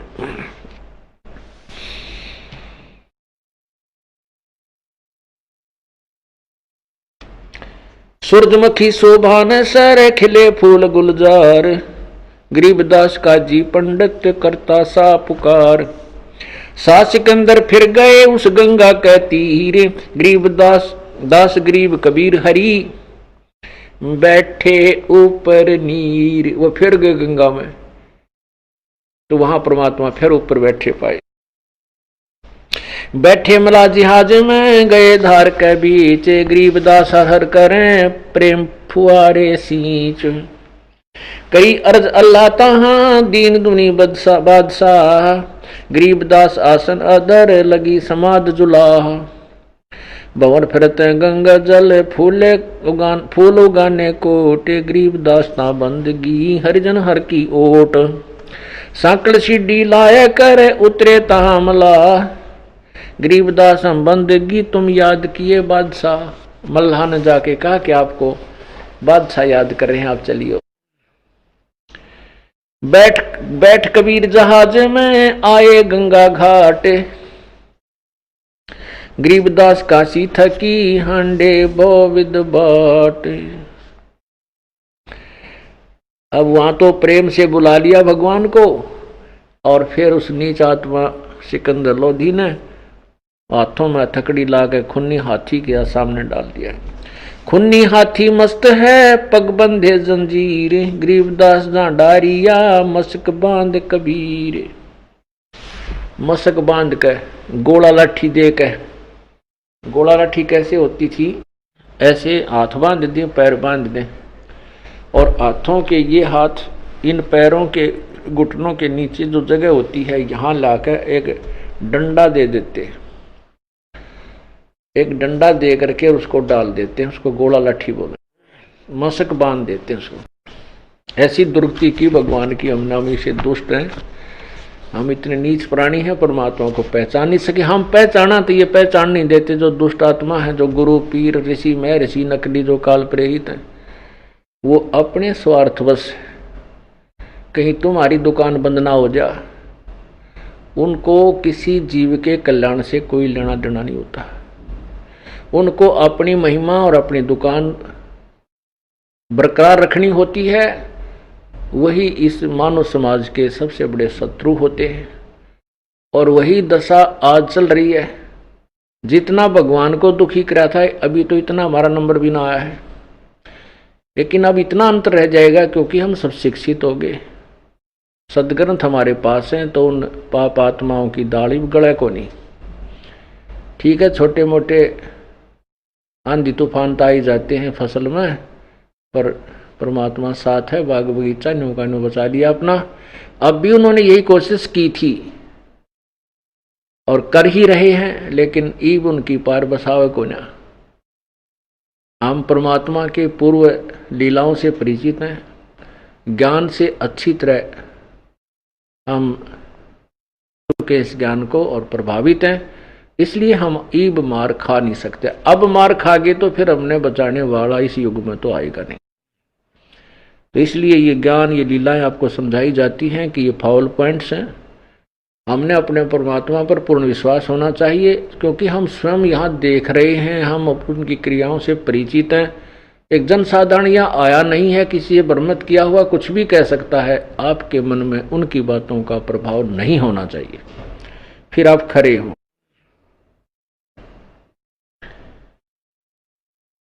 खुन्नी हाथी मस्त है पग बंदे जंजीर, गरीबदास ता डारिया मस्क बांध कबीर। सिंह रूप साहेब धरा भागे उल्टे फील, गरीबदास नहीं समझती या दुनिया खलील। परमात्मा ने शेर का रूप धारण किया और हाथी को शेर रूप दिखा दिया, तो वो हाथी भाग गया। बने केहरी सिंह जीत चौर शिखर आसमान, गरीबदास हस्ती लख्या दिख नहीं जहान। केवल हाथी हाथी को दिखाई दिए शेर। कुटैशीस महावतम अंकुश सिर गरगाप, गरीबदास उल्टा भगे तारी दीजे थाप। बाले कुखों मारिए चरकी छूटे पाख, गरीबदास ने निकट जावे किलकी देवे लाख। ये हाथी ने उसकी तरफ मारने के लिए भेजते हैं, बाहर खड़े हुआ भी उसका हाथी के बाले ठोकर चल उल्टाए, लेकिन किलकी मारे उसको प्रेरित करते हैं, लेकिन हाथी उधर नहीं जा रहा है, वापस ही भाग रहा है। कुखों में बाले, कुख बोलते हैं यहाँ हाथ, जैसे अगले पैरों के पास ऐसे पिछले पेट की साइड में नुकूख होती है, उड़ा बाले ठोके। बाले कुखों मारिए चरखी छूटे पाख, गरीबदास नहीं निकट जावे किलकी देवे लाख। जैसी भक्ति कबीरी की ऐसी करे ना कोई, गरीबदास कुंजर थके उल्टे भागे रोए। कहते वो कुंजर माने हाथी उल्टा रो रो के चिंगाड़ मार मार कर भाग रहा है। दुम गोवे मुंडी धुने सैन न समझे एक, गरीबदास दिखे नहीं आगे खड़ा अलेख। अब वो दुम गोवे यानी पूछड़ ने दाब रहा और मुंडी धुने उल्टा उल्टा भागे, उसके संकेत को, हाथी के संकेत को कोई नहीं समझ रहा, क्योंकि उसने आगे वो शेर खड़ा और फिर परमात्मा का स्वरूप दिखाई दिया। पीलवान देखा तब खड़ा के हरि सिंह, गरीबदास आए तो हाँ धर्मौला बहुरंग। फिर उस पीलवान को दर्शन दिए प्रभु ने शेर रूप में, तब वो पीलवान भाग गया, पड़ गया। उसने हाथी को नहीं सताया, हाथी भी भाग गया, पीलवान गिर गया। तो पीलवान कहता है यहां तो शेर खड़ा है। पीलवान देखा तब खड़ा के हरि संग, गरीबदास आए तहां धर्मोला वो रंग। वहां परमात्मा नाना प्रकार के रूप बना करके उतरे मौला अरस्ते भाव भक्ति कहे ते, गरीबदास तब साह लखे कबीर पुरुष सहेत। तब सिकंदर लोधी ने परमात्मा को, कबीर जी को का जो वास्तविक रूप भगवान ने दिखाया उसमें दिखाई दिए। लीला की कबीर ने दो रूप, लीला की कबीर ने दो रूप मरे दी से, गरीबदास कबीर के पास खड़े जगदीश। दो रूप बना दिए मालिक ने, एक रूप में जो बंदे पड़े हैं और दूसरे में भगवान अल्लाह का रूप दिखाया। जम्भाइया अंगड़ाइया लंबे बे दयाल, गरीबदास उत्साह को मानो दर्शा काल।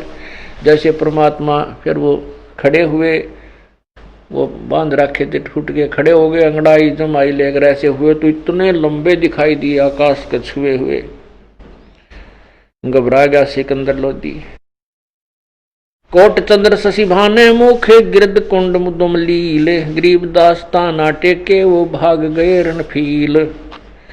नैन लाल भव पित हैं डूंगर नक पहाड़े, गरीबदास उत्साह को सिंह रूप दीदार। मस्तक शिखर स्वर्ग लग दीर्घ दे बिलंद, गरीबदास री उतरे ये काटन जम के फंद। एक रूप में शेर रूप दिखाया, फिर स्वयं ही खड़े हुए, फिर दो रूप दिखाए शेर और परमात्मा का, फिर स्वयं ही खड़े हुए जो बांध रखे थे। और इतनी ऊंची देह होगी, बहुत ऊंची। मस्तिष्क शिखर स्वर्ग लग, परमात्मा का शरीर स्वर्ग तक दिखाई दिया माथा। और दीर्घ देह बुलंद, गरीबदास हरि उतरे भाई काटन काल के फंद। जो नरसिंह प्रहलाद कह वह नरसिंह यूं वह नरसिंह एक, गरीबदास हरि आइया ये राखण जन की टेक। बार बार सताए करे मस्तक लीना भारे, गरीबदास सायों कहे मुझे बख्शो इब की बारे। वो सिकंदर बादशाह कहता है मुझे बख्श दे भगवान, इब का माफ कर दो, मुझे गलती होगी। तहां सिंह लौलीन हुआ परचा इब की बारे, गरीबदास सायों कहे अल्लाह दिए दीदारे। सिकंदर कहता है कि मुझे तो भगवान दिखाई देंगे, ये भगवान है, अल्लाह है। सुन काशी के पंडितों, सिकंदर लोधी कहता है सुन काशी के पंडितों काजी मुल्ला पीरे, गरीबदास इसके शरण लो ये अल्लाह अलख कबीर। बोलो सतगुरुदेव।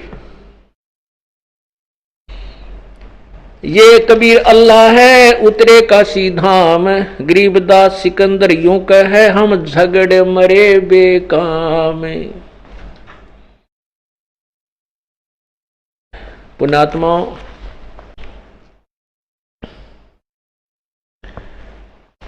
ये पूर्ण ब्रह्म है, सारी सृष्टि के रचनहार कुल मालिक कबीर परमेश्वर हैं। हम इनको नहीं पहचान सके। उस समय परमात्मा ने जो ज्ञान दिया था ये दास आपको वही ज्ञान आज प्रचार कर रहा है। इतना अवश्य दास पर मेहर की प्रभु ने कि हमारे जैसे तुच्छ बुद्धि जीव संज्ञा में जन्मे इस प्राणी को सभी सदग्रंथों का रहस्य बता दिया। न हम संस्कृत से परिचित हैं और न हम किसी अरबी या फारसी किसी अन्य भाषा से परिचित हैं। इतना अवश्य किया प्रभु ने कि जो वेदों के संस्कृत के ज्ञाताओं ने जैसा भी वेदों को पढ़ा जाना, उनका अनुवाद कर रखा है हिंदी में। हम हिंदी से परिचित हैं, हम इंग्लिश से परिचित हैं, और अपनी मातृभाषा जो लोकल भाषा इससे भी परिचित है। और परमात्मा ने जो ज्ञान दे रखा था, जो पुराणों का, कुरानों का, बाइबल का और वेदों और गीता जी का, वो सभी अपनी साधारण भाषा वाले उस तत्व ज्ञान में अर्थात शवशम वेद में सब लिखा हुआ था। और हमें हमारे पर परमात्मा की विशेष कृपा हुई कि हमने उस परमात्मा के ज्ञान को सत्य मान लिया था, क्योंकि बहुत ऐसे प्रमाण हैं जो बगैर सदग्रंथों को देखे भी सफिशिएंट हैं, पर्याप्त हैं।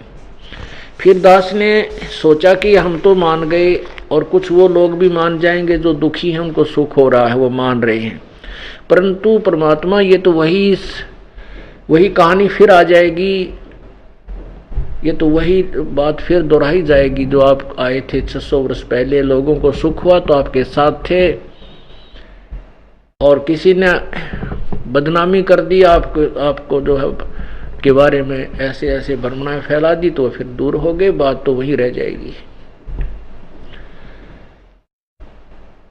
तो प्रभु ने एक दिन प्रेरणा की कि प्रभु ने जो ज्ञान दिया है परमात्मा ने, ये सत्य है, इसमें नो डाउट।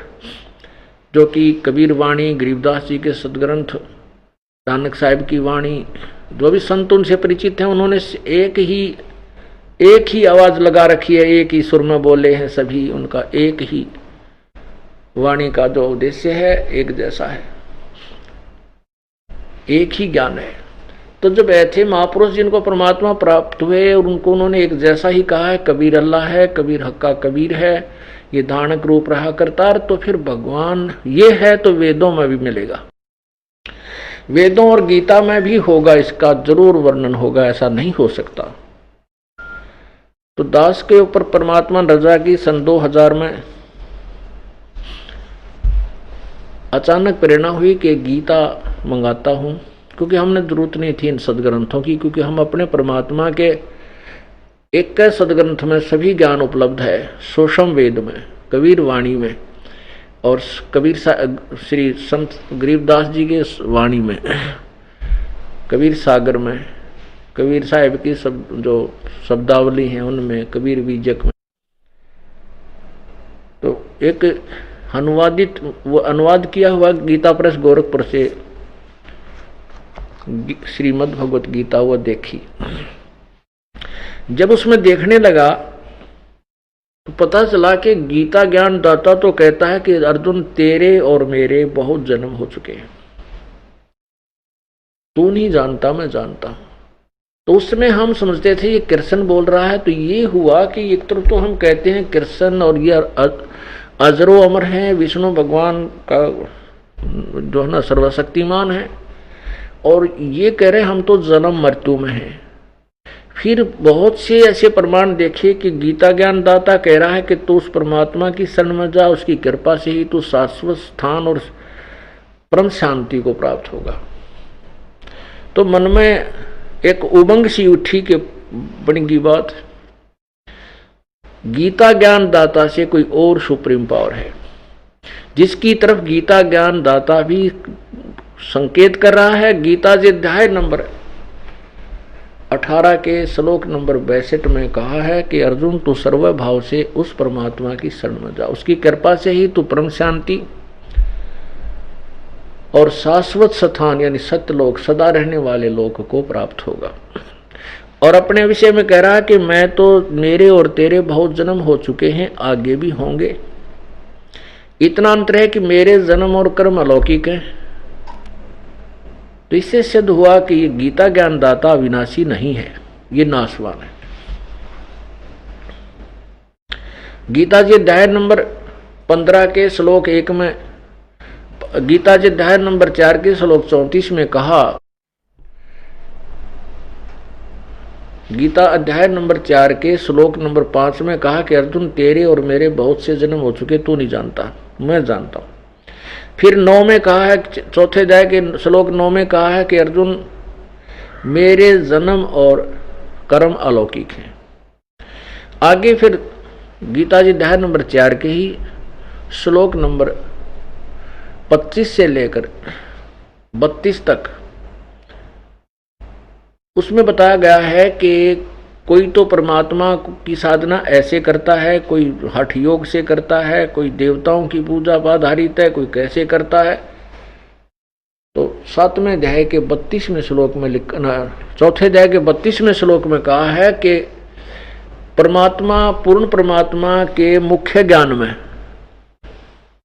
अर्थात उस तत्व ज्ञान में परमात्मा के पाने की विधि भिन्न भिन्न प्रकार से लिखी है। उस ज्ञान को 4थे अध्याय के 34वें श्लोक में कहा कि उस तत्व ज्ञान को तू किसी तत्वदर्शी संतों के पास जा, उनसे दंडवत प्रणाम कर, उनसे समझ, फिर जैसे वो संत कहे तू ऐसे कर।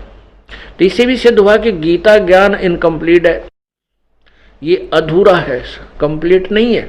लेकिन गलत नहीं कह सकते। जैसे एक 5वीं कक्षा का सिलेबस है, एक मैट्रिक यानी 10वीं तक का सिलेबस है, वो गलत नहीं है, लेकिन वो बीए और एमए का नहीं है। तो उसमें कहा कि उस तत्व ज्ञान को समझने के लिए उन तत्वदर्शी संतों के पास जा, उनको उनसे समझ, उनको दंडवत प्रणाम कर, भली भांति निष्कपट भाव से उनसे ज्ञान प्राप्त कर। फिर गीता,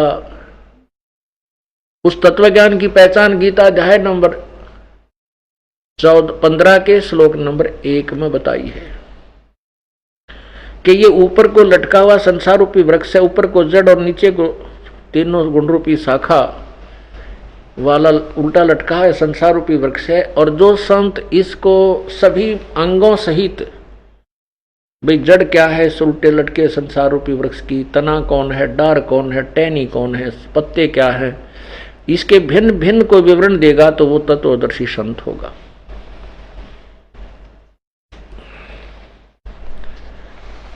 अब देखिएगा ये गीता अध्याय नंबर 15 का मंत्र 1।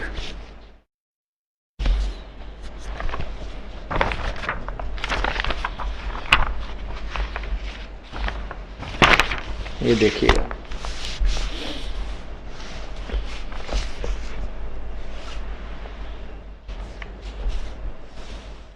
ये गीता प्रेस गोरखपुर से प्रकाशित है और जयदाल गोविंद का इसका अनुवादक है।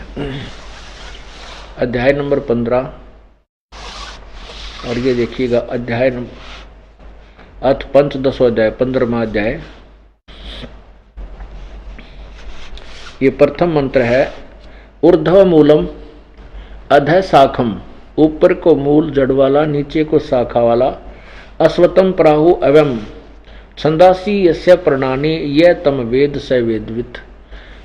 क्या बताया कि ऊपर को मूल जड़ वाला, नीचे को शाखा वाला, शाखाएं जिसकी हैं, और ये एक पीपल का वृक्ष है, अविनाशी संसार रूपी वृक्ष है। इसकी छंदासी यानी छोटे छोटे भाग हैं इसके, और पत्ते हैं। जो यह माने जो, तम माने उसे, वेद माने जानता है, स वेदवित वो वेद के तात्पर्य को जानने वाला, यानी वो तत्वदर्शी संत है, स वेदवित।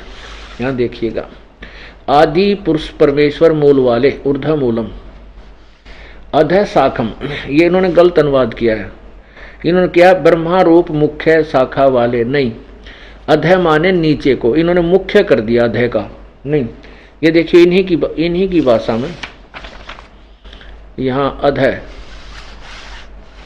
अधः माने नीचे, शाखा माने शाखा, अधः माने नीचे। हम अपनी तरफ से नहीं, इन्हीं ऊर्ध्व माने ऊपर, ये ऊर्ध्व ऊपर, ये यहाँ फिर आइए, अधः शाखा, ये ऊर्ध्व मूलम, आदि पुरुष परमेश्वर मूल वाले, यानी आदि पुरुष परमेश्वर रूपी ऊपर को मूल वाले, यहाँ लिखना था ऊपर को मूल वाले, ऊपर को जड़ वाले, ऊपर, ऊर्ध्व माने ऊपर, मूलम माने मूल, और अधः शाखम नीचे को शाखा वाले। जैसे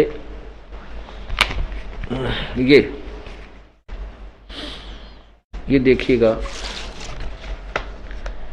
ये ऊर्ध्व मूलम, ये ऊपर को जड़, ऊर्ध्व मूलम, और नीचे को शाखाएं। ये पूरा वृक्ष देखें, ऊपर को जड़ वाला और नीचे को शाखा वाला, ऊपर को जड़ और नीचे को शाखा वाला, ये उल्टा लटका हुआ संसार रूपी वृक्ष है।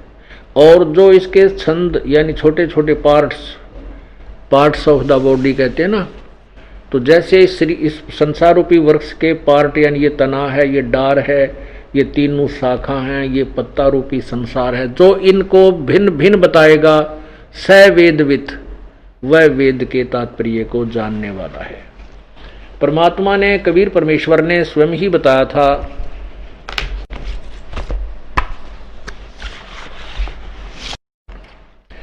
कबीर परमेश्वर ने स्वयं ही बताया था, अक्षर पुरुष एक पेड़ है निरंजन वा की डारे, ये तीनों देवा शाखा हैं भाई पातरोप संसार।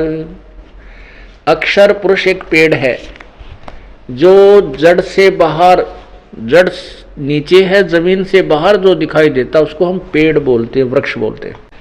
परमात्मा ने बताया था कि अक्षर पुरुष एक पेड़ है, ये देखिएगा, ये अक्षर पुरुष एक पेड़ है, यहां देखना, ये तना इससे ऊपर, ये अक्षर पुरुष, क्षर पुरुष एक अक्षर पुरुष, ये अक्षर पुरुष है परब्रह्म, ये तो तना, और ये ज्योति निरंजन ब्रह्म, ये क्षर पुरुष, ये इसकी मोटी डार है, और तीनों देवा शाखा हैं, रजगुण ब्रह्मा, सतगुण विष्णु, तमगुण शिव जी, और ये पात रूप संसार, ये इसके पत्ते कौन है, ये संसार है। अक्षर पुरुष एक पेड़ है निरंजन वा की डारे, ज्योति निरंजन ब्रह्म भी कहते हैं इसको, क्षर पुरुष भी कहते हैं, और तीनों देवा शाखा हैं भाई पात रूप संसार।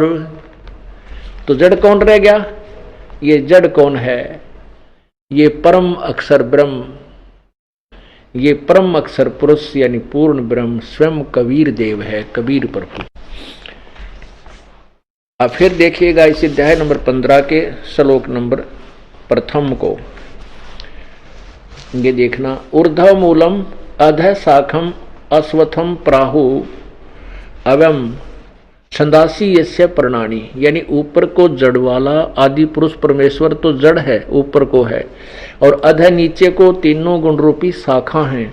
ये एक पीपल का वृक्ष है, अविनाशी कहा जाता है, और उसके छंदासी माने छोटे छोटे भाग तथा उसके पत्ते, इन सब को यह तम वेद, वेद माने जानना भी होता है, यह तम वेद जो इस उसको जानता है, स वेदवित, वो वेद के तात्पर्य को जानने वाला, अर्थात वह तत्वदर्शी संत है। ये पहचान बताई, यहां देखिएगा, आदि पुरुष परमेश्वर, परमेश्वर मूल वाले यानी ऊपर को, ऊर्ध्व भी लिखना हमने क्योंकि इसका भी अनुवाद होना चाहिए, ऊर्ध्व माने ऊपर को जड़ रूपी आदि पुरुष परमेश्वर परमात्मा पूर्ण ब्रह्म है, और अधः शाखम नीचे को तीनों गुण रूपी शाखा है। ये फिर संसार रूपी पीपल के वृक्ष को अविनाशी कहते हैं, वेद जिसके पत्ते कहे गए हैं, वेद। आगे देखो, उस संसार रूप वृक्ष को जो पुरुष मूल सहित यानी जड़ से लेकर सब भागों को जानता है, यह वेद तत्व से जानता है, वेद माने जानता है, सह वेदवित, वह वेद के तात्पर्य को जानने वाला है, अर्थात वो तत्वदर्शी संत है। अब देखो नीचे दूसरे में अध्याय श्लोक नंबर 2 अध्याय नंबर 15 का, उस संसार रूपी वृक्ष की तीनों गुण रूप, रजगुण ब्रह्मा, सतगुण विष्णु, तो सतगुण विष्णु, तमगुण शिव, तीनों गुण रूप, ये जल द्वारा बड़ी हुई नहीं, शाखाएं हैं, विषय पर वाला, ये तीनों विषय हैं, विकार हैं, रजगुण ब्रह्मा, सदगुण विष्णु, तमगुण शिव जी। विषय विकारों, भोग रूप, कोपलों, देव मनुष्य आदि, शाखा माने तर्क आदि, ये नो अपना जोड़ा है, शाखा माने शाखाएं हैं, और नीचे और ऊपर, नीचे और ऊपर, अधः मान नीचे, ऊर्ध्व माने ऊपर, सर्वत्र नहीं है, इन्होंने जोड़ा है, सर्वत्र ऊपर फैली हुई है, यानी मनुष्यलोक में, मनुष्यलोक में ऊपर फैली हुई है, व्याप्त है, व्याप्त हो रही हैं। सभी लोकों में नहीं। हाँ, ऊपर कर्मा, ये देखना मनुष्य लोक में कर्मानुसार बांधने वाली भी ये मुख्य मूलानी यानी मुख्य कारण है। अहम, ममता और वासना रूपी जड़ें हैं, इनके मुख्य कारण हैं। और अधमन नीचे और ऊर्ध्वमन ऊपर, सभी लोकों में नहीं व्याप्त हो रही हैं। अनुसंतान संतानी यानी ये केवल व्याप्त हो रही हैं ऊपर। कैसे? जैसे पृथ्वी पर यह ज्ञान बोला जा रहा था, और स्वर्गलोक ऊपर है, पाताल लोक नीचे है। इन तीन लोकों पर रजगुण ब्रह्मा, सदगुण विष्णु, तमगुण शिव जी की प्रभुता है। इनके गुणों की रेंज इनके शरीर से निकल रही शक्ति इन तीनों लोकों के प्राणियों को प्रभावित करती है, ऊपर और नीचे। और पृथ्वी पर बोला ही जा रहा है यह ज्ञान, इसलिए ऊपर और नीचे कहा है। तो यहां देखिए, अब अध्याय 15 का ही ये 3 श्लोक, 2 आपने पढ़ लिया, तीसरा देखो। इस संसार वर्ष का स्वरूप जैसा यहां कहा है, स्वरूप जैसा कहा है वैसा यहां विचार काल में नहीं पाया जाता। ये क्या कह रहा है कि गीता ज्ञान दाता कह रहा है, गीता ज्ञान दाता कह रहा है कि जो मैं तुझे गीता ज्ञान सुना रहा हूं, इसमें मैं स्पष्ट नहीं कर पा रहा हूं उस परमात्मा के पूर्ण सृष्टि रचना को। जैसा मैं तुझे यहाँ विचार काल में तेरी मेरी चर्चा में जो गीता ज्ञान चल रहा है, इसमें मैं पूर्ण रूप से नहीं बता पा रहा, क्योंकि मुझे वो पूर्ण ज्ञान नहीं है। इसलिए तत्वदर्शी संत की तरफ संकेत किया। यहाँ देखा है, नहीं पाया जाता। यहाँ देखो, इस संसार वृक्ष का स्वरूप जैसा कहा है वैसा यहाँ विचार काल में यानी तेरी मेरी चर्चा में नहीं पाया जाता, क्योंकि न तो इसका आदि है और न इसका अंत है, तथा न इसकी अच्छी प्रकार से स्थिति है। इसलिए इस सो विरोध मूलम यानी दृढ़ मूल वाले, अर्थात तो उस संसार रूप सतलोक में जो कबीर परमात्मा रूपी जो भगवान है, उसको मूल वाले संसार रूपी वृक्ष को दृढ़ यानी सृष्टि रचना को समझो, दृढ़ वैराग्य रूप शस्त्र द्वारा काटकर, वैराग्य यहाँ है असंग शस्त्रेण, असंग का अर्थ है काटकर, अर्थात तत्व। क्योंकि वैराग्य कब होगा? जब हम तत्व ज्ञान सुनेंगे, और फिर उस तत्व ज्ञान से प्रेरित होकर हम तत्वदर्शी संतों के पास जाएंगे, तलाश करेंगे, खोज करेंगे। फिर वो तत्व ज्ञान रूपी शस्त्र से कटेगा ये उलझेड़ा, ये उलझी हुई जो गुत्थी है उस तत्व ज्ञान रूपी शस्त्र से काट कर, यानी जब वो तत्व ज्ञान समझ में आ जा, सब क्रियाओं को ठीक ढंग से समझ करे और सब संसार को मिथ्या जान के, उसके बाद क्या लिखा है काट कर चौथे अध्याय में 15वें अध्याय के चौथे श्लोक में, 15वें अध्याय के चौथे श्लोक में क्या कहा है, ये आगे पढ़ते हैं।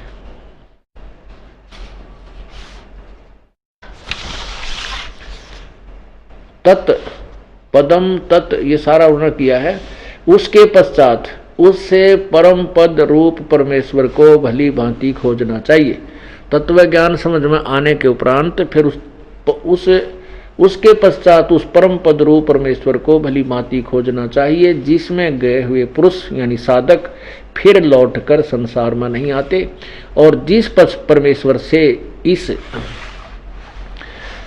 पुरातन संसार वृक्ष की प्रवृत्ति विस्तार को प्राप्त हुई, अर्थात जिसने सारे ब्रह्मांडों की रचना की है, जिस भगवान ने संसार रचा है। इसे सिद्ध है गीता ज्ञान दाता भी सृष्टि करता नहीं है, उसी आदि पुरुष नारायण की मैं शरण हूँ। गीता ज्ञान दाता कह रहा कि मैं भी उसी की शरण में हूँ। इस प्रकार दृढ़ निश्चय करके उसी परमेश्वर का मनन और निधिध्यासन करना चाहिए। अब ये बातें दास को खटकी कि गीता ज्ञान दाता कह रहा है कि वो तो परमात्मा कोई और है, उसका ज्ञान तत्वदर्शी संतों से प्राप्त करो, और मैं भी उसी की शरण हूं। फिर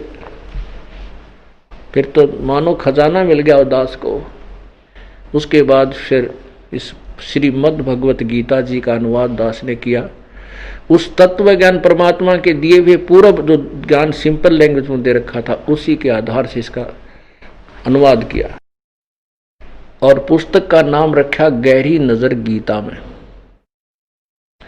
इस पुस्तक को पढ़कर अब पुण्यात्मा शिक्षित वर्ग गदगद हो रहा है और तत्व ज्ञान को समझकर दास के पास आकर के परमात्मा की शरण ग्रहण कर रहा है।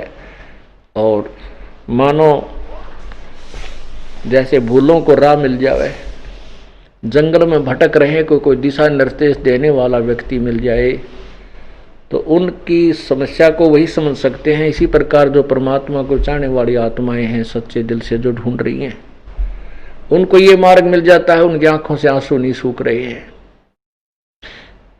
पहले तो मार्ग ठीक मिला, फिर वो पुण्यात्मा जिस कष्ट के निवारण के लिए सब जगह घूम लिए, वहां 10-10 वर्ष से नहीं ठीक हुए, यहाँ परमात्मा ने 1 महीने के अंदर अंदर उनको वो लाभ देने शुरू कर दिए।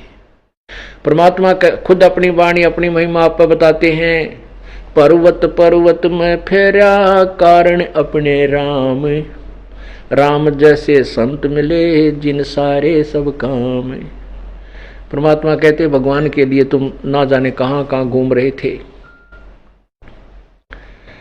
पर्वत पर जिसने भी जहां बता दिए वहीं पहुंच जाते थे, लेकिन उस भगवान जैसा संत मिला, उन्होंने फिर सारे काम किए। तो वो संत, वो तत्वदर्शी संत परमात्मा का ही प्रतिनिधि होता है। परमात्मा कहते मम संत मुझे जान मेरा ही स्वरूपम। ओए होए, मेरे संत को मुझे ही मान, मेरा ही स्वरूप समझ, क्योंकि उस परमात्मा की शक्ति उसी दास के माध्यम से आगे प्रसारित होती है। प्रभु का जो नियम है। तो पुण्यात्माओं, आपका कोई बहुत ही पुण्य उदय हुआ है जो आपको परमात्मा की शरण, आपका कोई बहुत ही पुण्य उदय हुआ है कि ऐसे गोरकल युग में और आपको भगवान मिलने जा रहा है। पुण्यात्मा रास्ता मिल गया तो भगवान मिल गया। हमने अपने घर का नक्शा देखा और अपने घर की तरफ हमें और मैप से मिल गया तो हम निर्भय होकर चल पड़े कि अब हम सही चल रहे हैं तो घर पहुंचेंगे।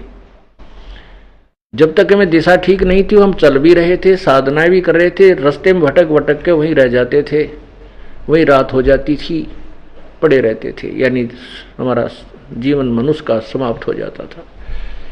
अब परमात्मा कहते समझा है तो सिर दर पाऊं, बहुर नहीं रहे ऐसा दाव। ना तो बार बार मनुष्य जन्म मिला करता है, और मनुष्य जन्म मिल जाती तो तत्व ज्ञान नहीं मिला करता। और अब भी आप पीछे रह जाओगे तो आप फिर बहुत पछताओगे। बोलो सतगुरुदेव, बोलो सतगुरुदेव की जय हो।